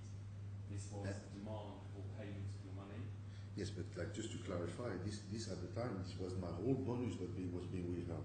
It was the whole bonus was £110,000, and the whole bonus was not paid at the time.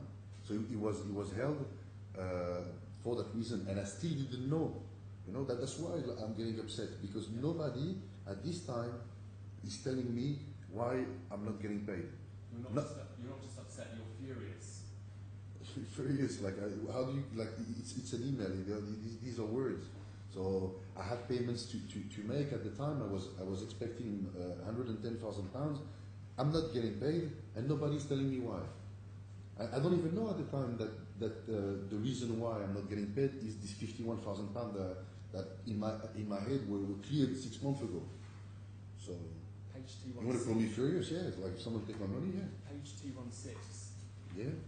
It's the next email in the chain. 216. 216, 28th of August at 10:02 a.m.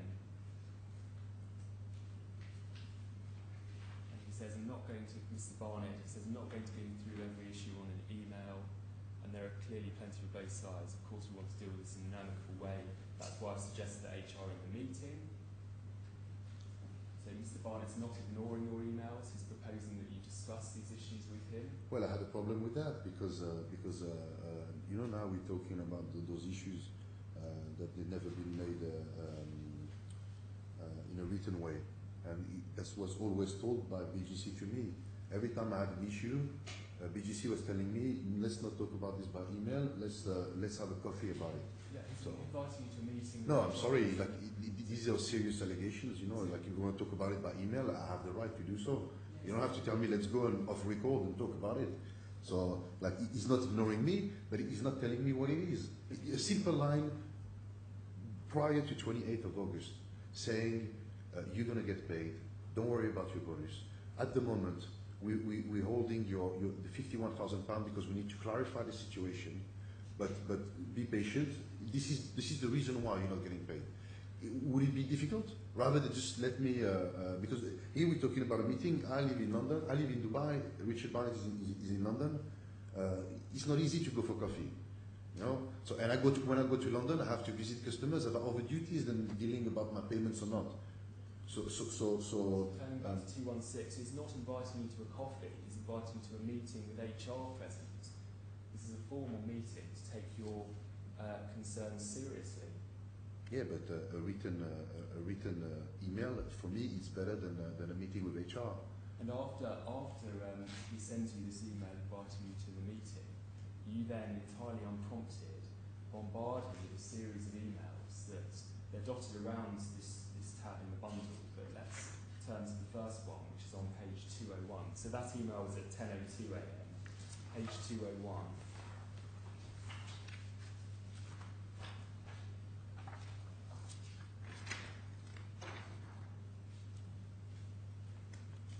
1 minute later at 10:03, see that at the top of the page. Uh-huh. You then complain of a difference in treatment concerning absence. Yes. Then at page 204, at 10:12,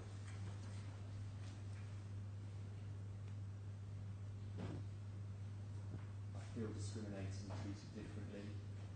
What are your reasons? I don't know, but it's getting health. I just can't allow that. My intention is amicable. See that? Mm-hmm. This was entirely unprompted that you sent this second email. Yes. What do you mean by unprompted? Well, after Mr. Barnett had invited you to a meeting, you just then send email after email with complaints. Yes, this is the second one in the chain. Well, let's look at the others, if you're going to. Page 208.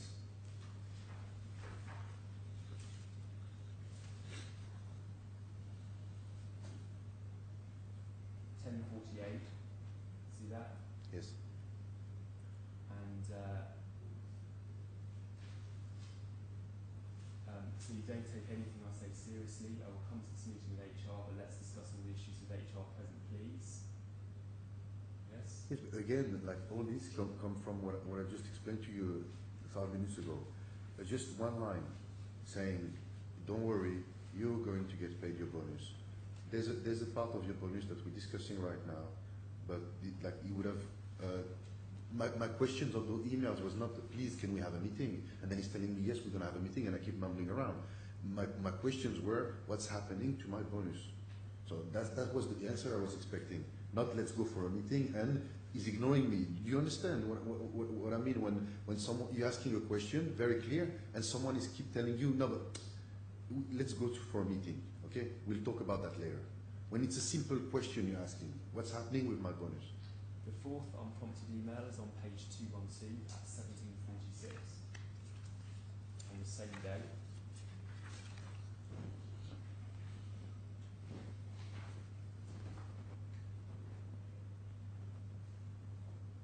And you say, why punishing me by holding my money? It's true. Further angry complaints about your bonus. Yeah, I was angry. I'm not denying that. I was very angry. I was, because again, there was no explanation. And again, I come back to this one line. You're going to get paid. It's taking some time because we're looking into a part of your bonus that we need to clarify. One sentence. The fifth. Sorry, where on page 212 is it said that it's been punished?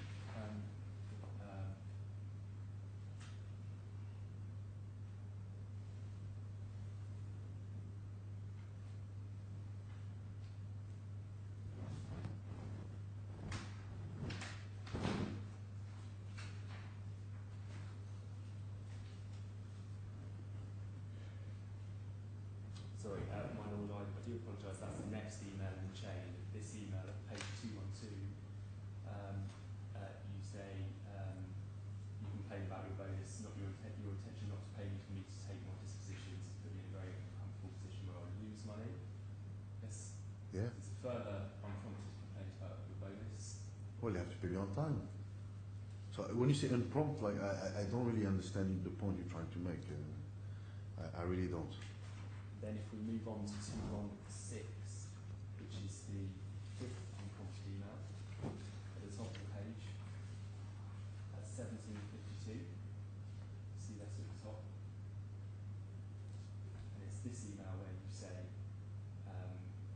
why punishing me by holding my money when you never sent me an email asking my questions about my absences or problem on the way the bonus was distributed? So just to answer on that, at the time I still didn't know why they were holding my bonus. I thought that the fact that they were questioning my presence on the desk, that was the reason why they were holding my bonus. At the time, look at how many emails, look at the time, look at everything. Still, nobody is giving me the reason why. So this was a further angry complaint. Of course, because again, I'm in the darkness. I don't know what's going on. So I'm making assumptions. I'm not getting paid because of my presence. I'm not getting paid because of this, because of that. You know, it's Finally, at page 234. But you don't need like to keep keep going on like that. I can make your life easier to tell you, yes, I was very angry at the company. Yes, I was not pleased at all by not for them not to communicate with me what was the problem. I was very angry, yes. I was furious. What was the next page if you're going to present? Page 234 is the 234. the final email in this theme. So the context being that Mr. Barnett has invited you to a meeting to discuss the issue with HR present, and you say at the top, can someone explain to me what I've done to be put in quarantine like that? What have I done to not even deserve an answer? Again, because you don't seem to understand, what I was asking was not a meeting.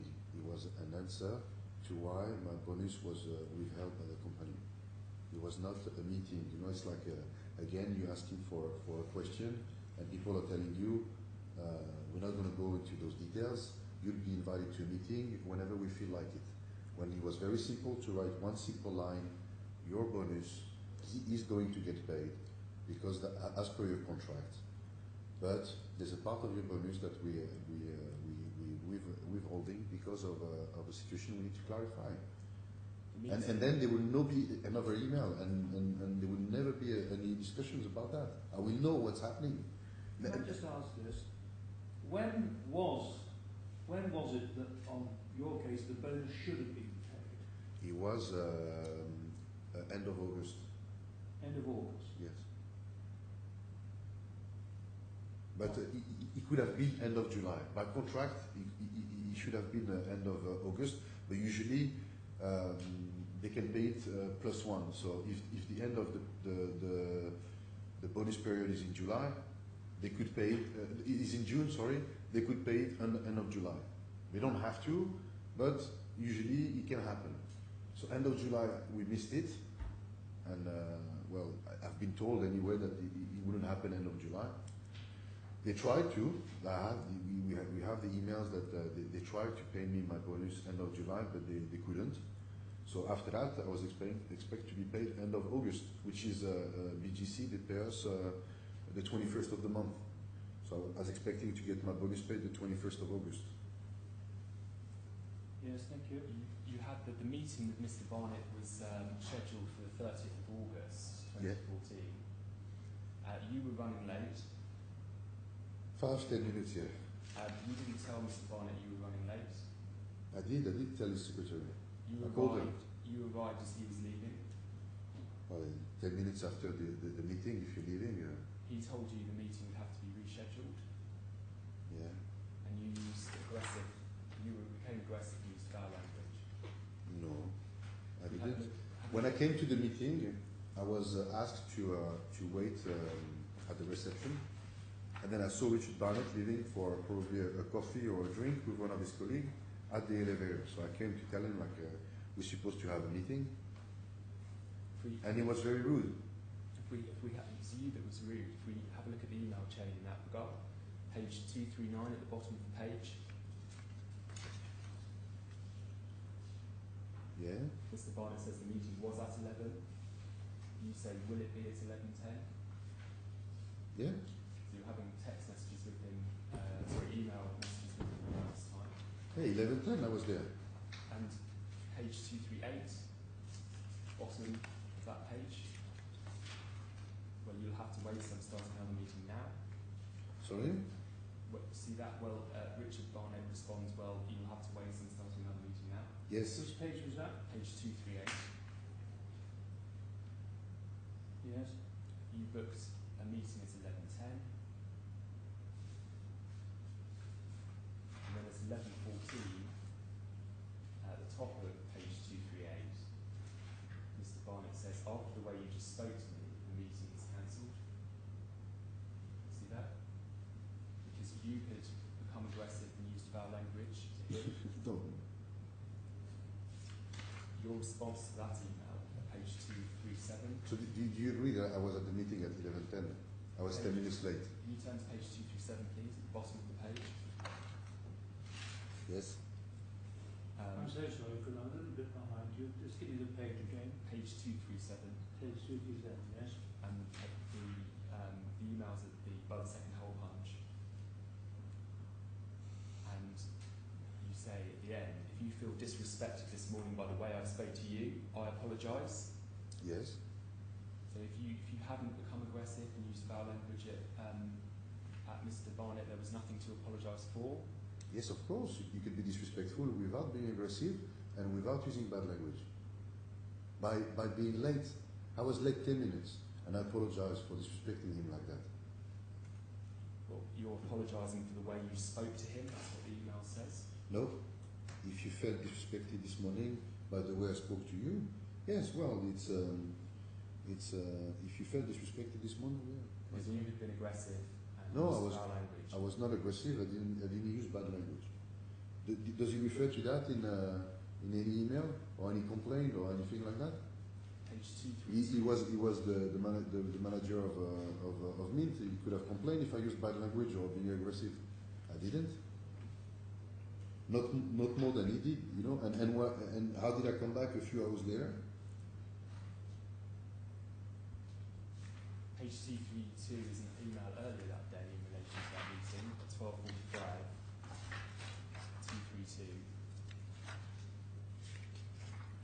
Yes. And you do say in that email, he responded, "What the fuck do you want? You'll just wait. You'll just wait for me." That was your. Yes, that's what he said. Your version of what was said. But then at page 233, by the first hole punch, after you've made complaints about discrimination and so on, you say, "My intention is still amicable right now and want to solve all the issues in a gentle way." See that? Yeah. That implies a threat that you will become hostile if issues are not resolved to your satisfaction. How do you interpret that as a threat? My Can you intention is explain? still amicable right now, Yeah. so it may become not amicable Not necessarily. if the issues are not resolved to your satisfaction. Not necessarily. I could just resign and leave. And then you say, "If you don't show me any intention to pay my bonus, which was agreed, I'll have no other choices to seek legal assistance to recover my money, plus the money I'm losing trying to solve this issue." Which is my right. So a threat to legal It's action. it's not a threat, it's my right. I'm sorry. What is it like a threat to ask legal advice? It's my right at any time of my employment to seek legal advice. At any time. It's not a threat. It's legal advice. You know, we're talking about the law here. So to look if I'm being protected by the law, it's not a threat, is it? It's a deadline of payment, isn't it? At 5 p.m. on that day. If not, you'll seek legal assistance. Of course. I have a contract. On the 3rd of September, you met with Mr. Barnett. Yes. You discussed your desire to leave the company, this meeting. Which page are you referring So we're to? out of the emails now. This was the meeting was rescheduled, and it took place on the 3rd of September. That's agreed, isn't it? Sorry? You met with Mr. Barnett on the 3rd of September. Mm-hmm. You discussed your desire to leave the company. No. You mentioned allegations of wrongdoing against Mr. Bart. Yes. On the 9th of September, before the meeting with Mr. Gerst, Mr. Barnett informed you you would get the bonus but without the £51,000. Yes? Yes. You were furious about that. How do you find out my fear? Where do you find that? Well, if we have a look at your witness statement, Yes. tab 11. You've obviously seen the emails running up to that, but at page 111 of the bundle, in tab 11,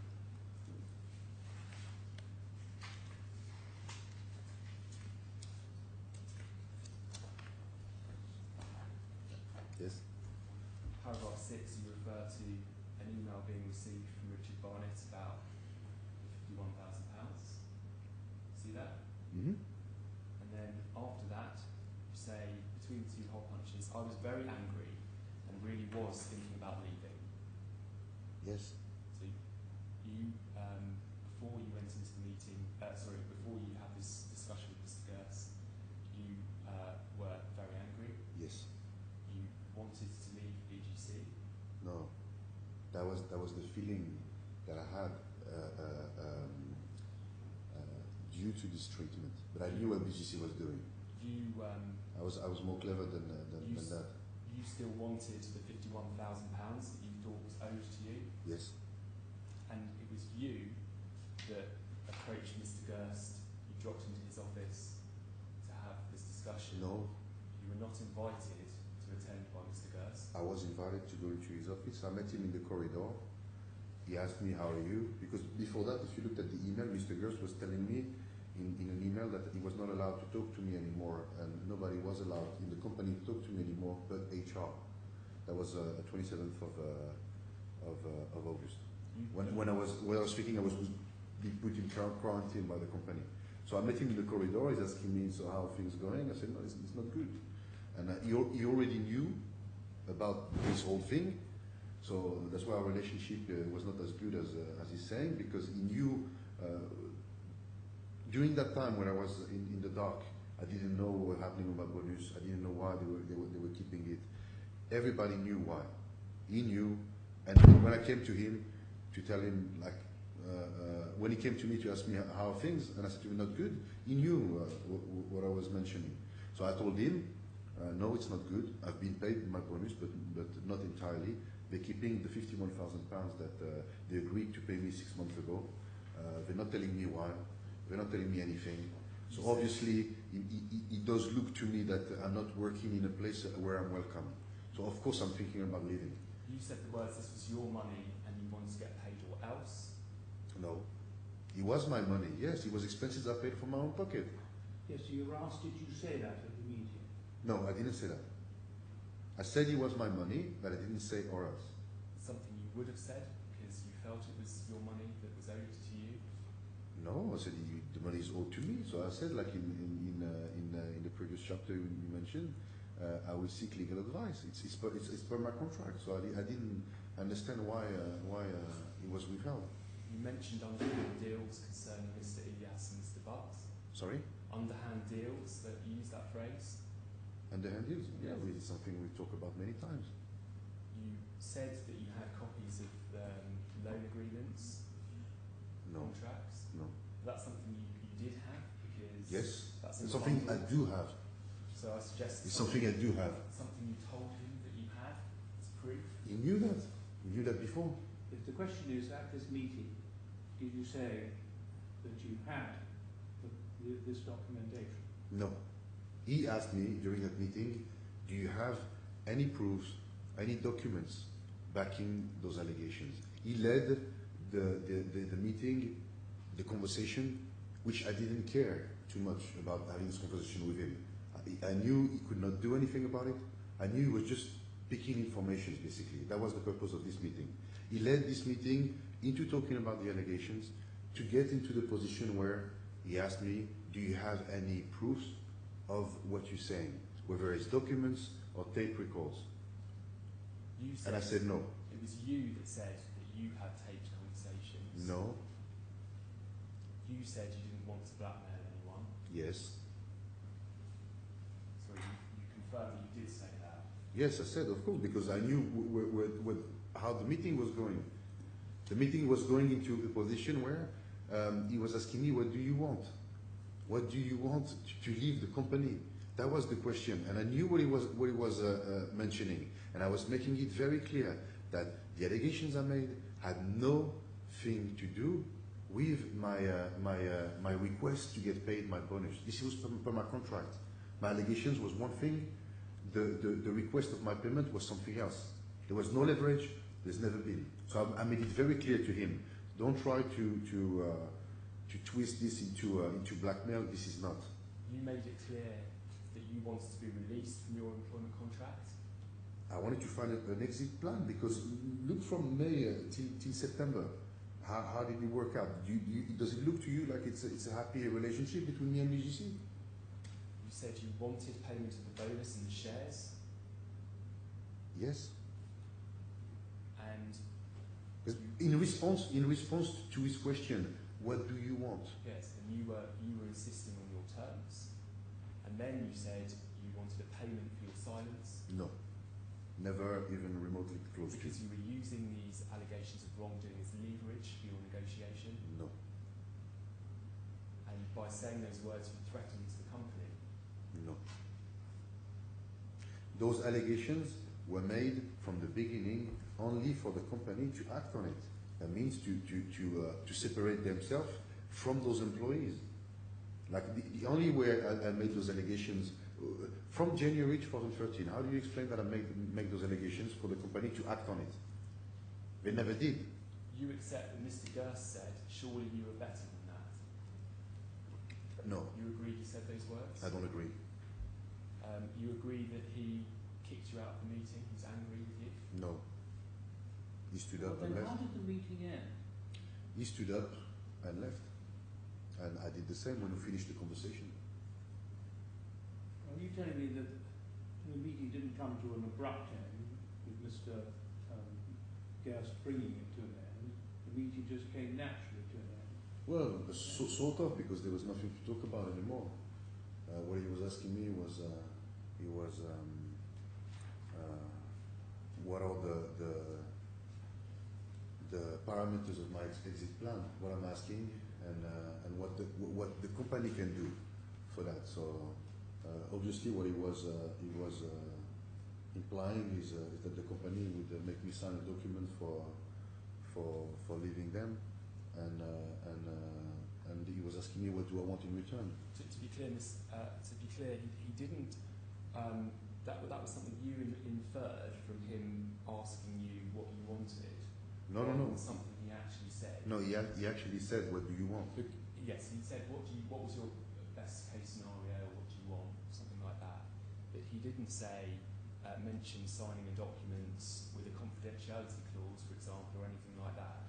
Well, that's the usual practice of. He didn't actually say that, did he? No, he didn't say that. He wouldn't have done because it wasn't in his role to do that. Well, he's agreed that he didn't say it. Yeah.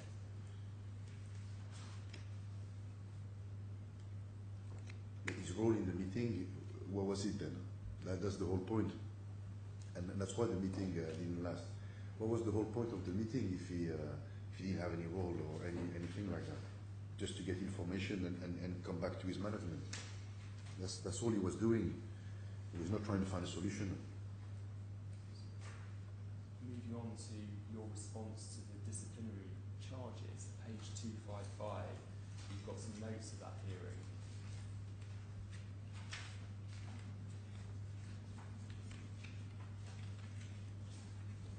255. Yes, and with the notes of that meeting.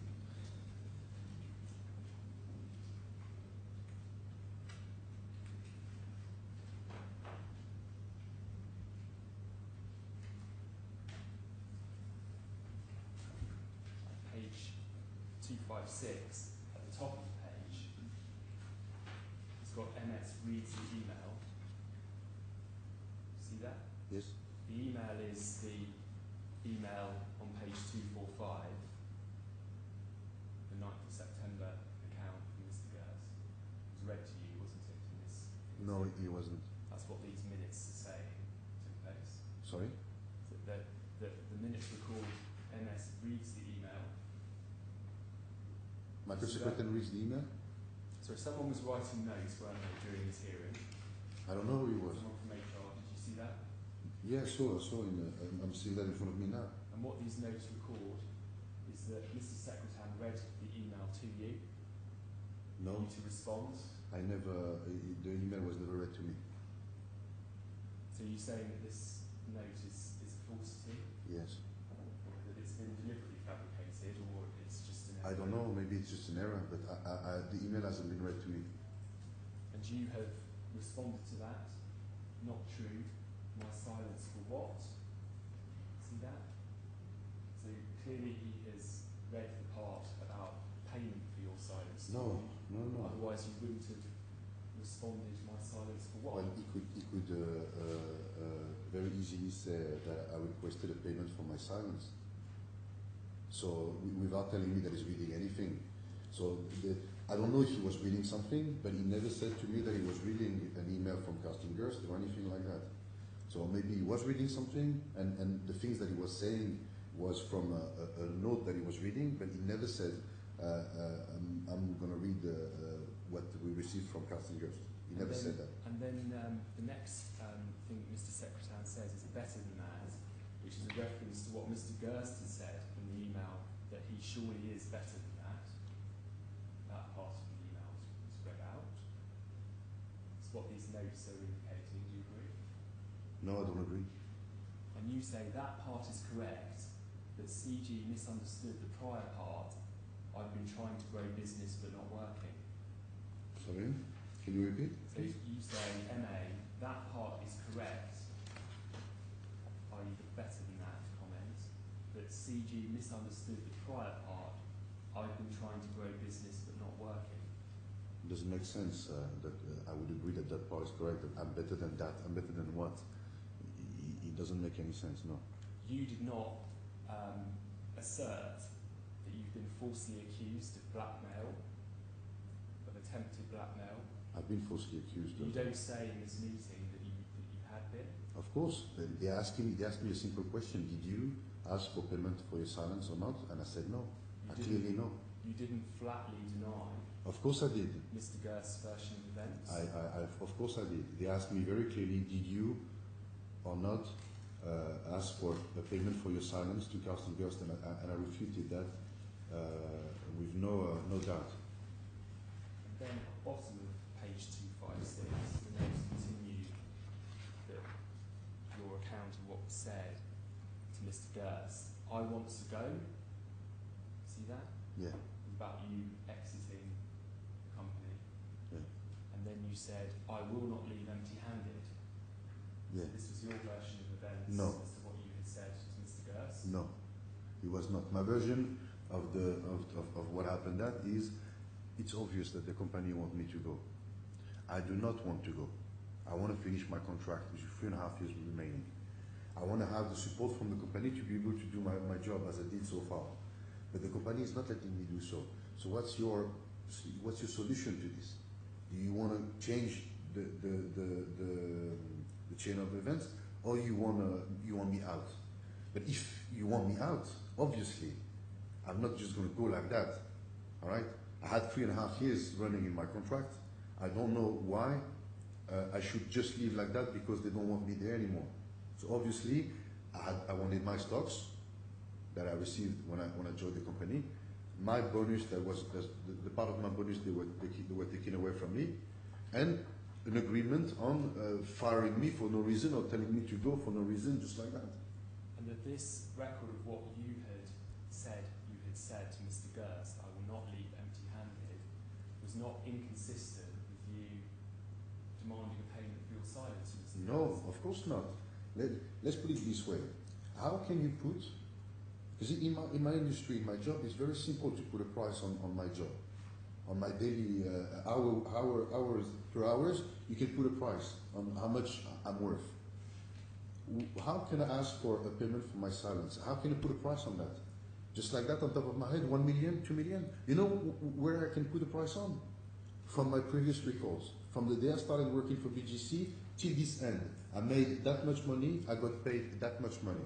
That means if I have 3.5 years running, on average, you should pay me that if you want me out, because that's what I made. So if today you ask me, what are the losses you suffered since you stopped working for BGC? I can give you a figure precise to the cent. But if you ask me, what price would you put for your silence? I could not answer that question. So here, what I'm talking about is what I know. The commissions I've made so far for the company, the potential loss of the company not giving me the right support for me to be able to do my job, and there's a price on this. So everywhere, if tomorrow your company is telling you to go and you don't understand why, you're gonna ask for a compensation for that. But it was no way ever linked to the allegations or the information I had on the company. I didn't need that, you know. I had my track record. I had my pay slips, I had my bonuses, I had everything to prove how much money I was making within the company and how much I was losing by leaving the company right now. 3.5 years away from the end of my contract. Page 257 towards the end of the hearing, there was an adjournment, wasn't there? Yes. You were told of the decision. That was a 10 minutes adjournment. Yeah, roughly. And then you were told of the decision, and you were notified of this. You were told that you would be notified of that in writing. Yes. And so after the meeting, you were expecting to receive a letter from the company. You hadn't notified BGC of any change of address, or I did.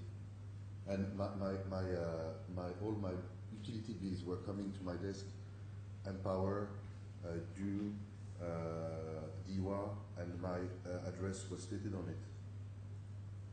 there, at page 258 is your letter. But you forget to mention that Nathalie Trovato, at the end of the hearing, said that when I questioned her about the allegations I was making and the investigation, that the company said they started on the 3rd of September when I made the allegations to Richard Barnett. On the 23rd of September, she concluded that they made an investigation and they found nothing wrong with what was going on the desk. Because my allegations were very clear to Mr. Barnett and to the company about switches going on, so illegal trades and the pattern of those trades, with which banks and how did it happen. It was very, very clear. So on the 23rd of September, she made it very clear that they made an investigation and they found nothing wrong. So they made an investigation of 20 days for a trading period of 18 months. That's not in the minutes, is it? Of the meeting, it doesn't say that. He doesn't say that, but I've sent an email to the lawyer just after saying that, and I've asked her to mention in the letter where she's terminating me that the investigation didn't find anything wrong in the email. And I think there is an email when she said that. You're just turning back to the point that I was making about the letter of termination at 258. Yes. That you did receive this letter, didn't you? I did not. It was sent to the wrong address, so I received it a month later. Yeah, your lawyer at page 260, Mr. Fleming, said he at the top of 260 that it was received on the 21st of October, so yes, a few weeks after the letter was sent. a month, not. Well, it's not quite a month, is it? 2 days, short.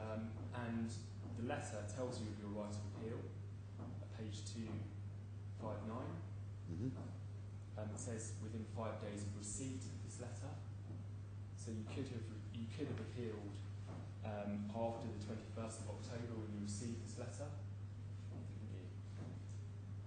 I don't remember how it was, but there's one thing that is sure is that I missed that date, and not by knowing it, because I would have appealed, yes, of It course. says within 5 days of receipt of this letter. See that?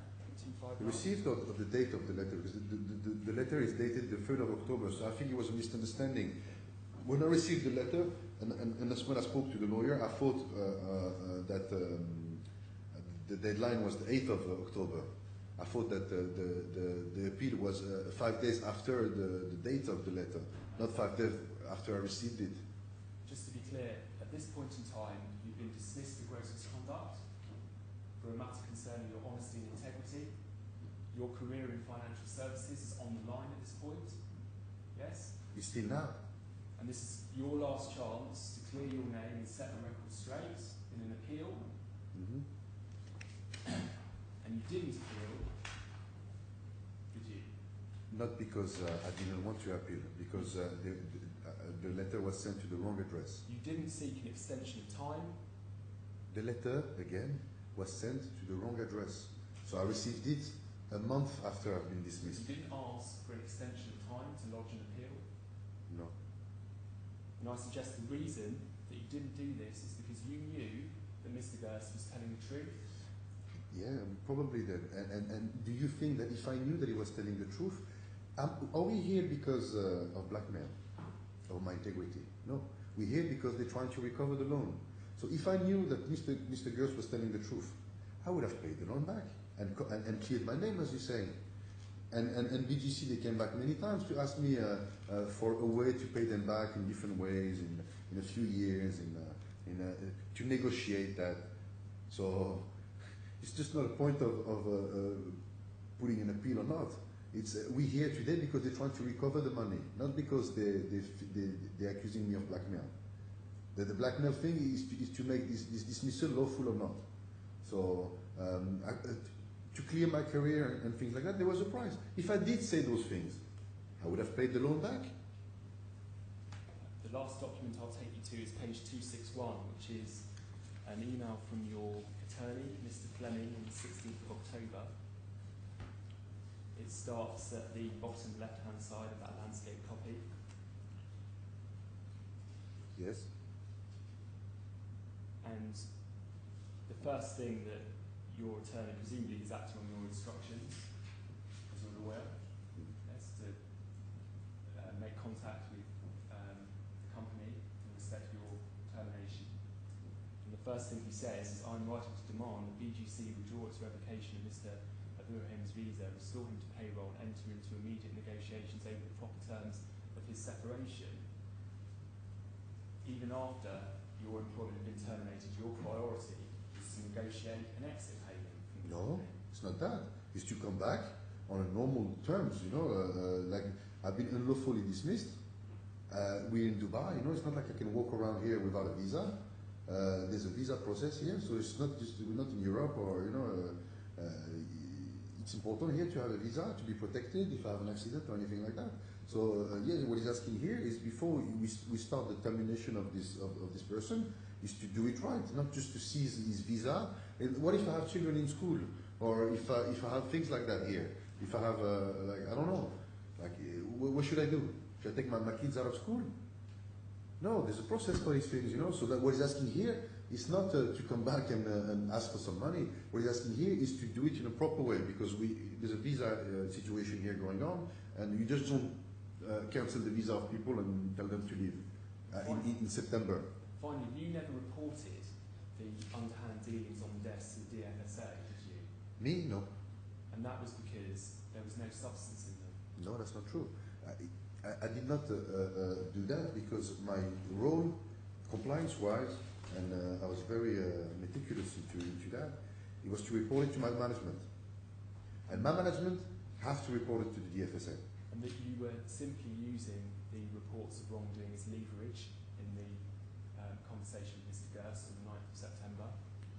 I don't think that I could have leveraged that in so many ways. From January, when I started to report those allegations, I could have done anything I wanted in the company. You know, like when those £51,000 came up, that I took it wrongly. When Sarah Smith sent me an email, I should have told her, you know what? I want more.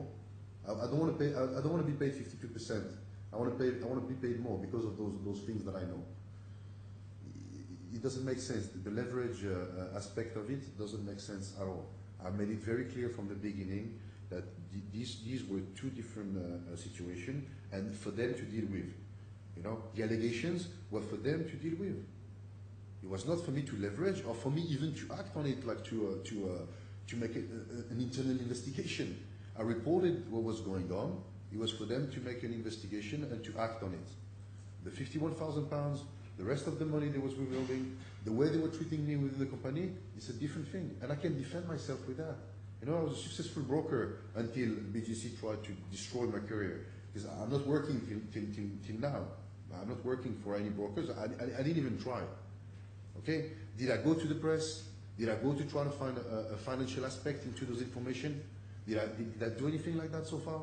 No. I proved, since I've been dismissed, that my intentions was never to be financially rewarded for that. That's what I proved. Because today, as per the record, I'm not working. I didn't try to negotiate this information with anybody. Nowhere. My Lord, if I just have one moment. Yes. And my Lord, I have no further questions of this witness. Yes. I've got one question, just for the sake of my note. The meeting on the 21st of September, the disciplinary meeting, and you referred to a lady who said she'd made investigations, or the company had made investigations and found nothing wrong. Can you just give me her name? I know it's in the bundle. Natalie Trovato. Who? Natalie Trovato. Rosita. She's working in human resources. I'm not sure. Thank you. Position. Yes, I've come across that name in the papers. Thank you very much. I don't have any further questions. Thank you. You may go back to your seat.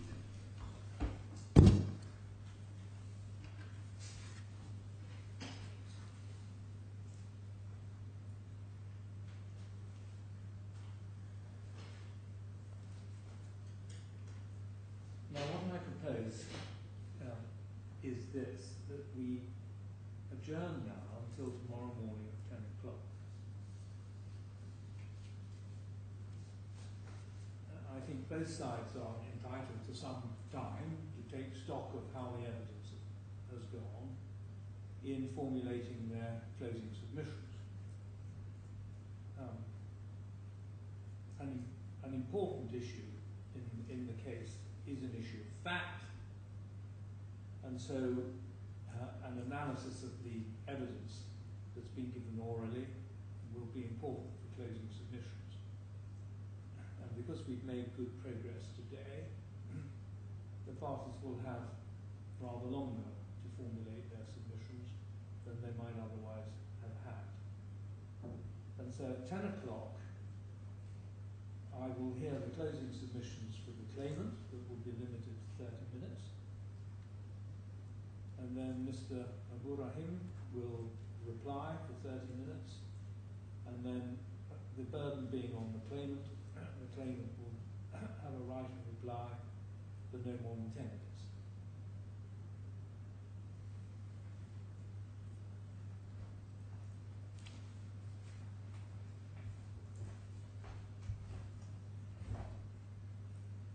So we stand adjourned until 10 o'clock tomorrow morning.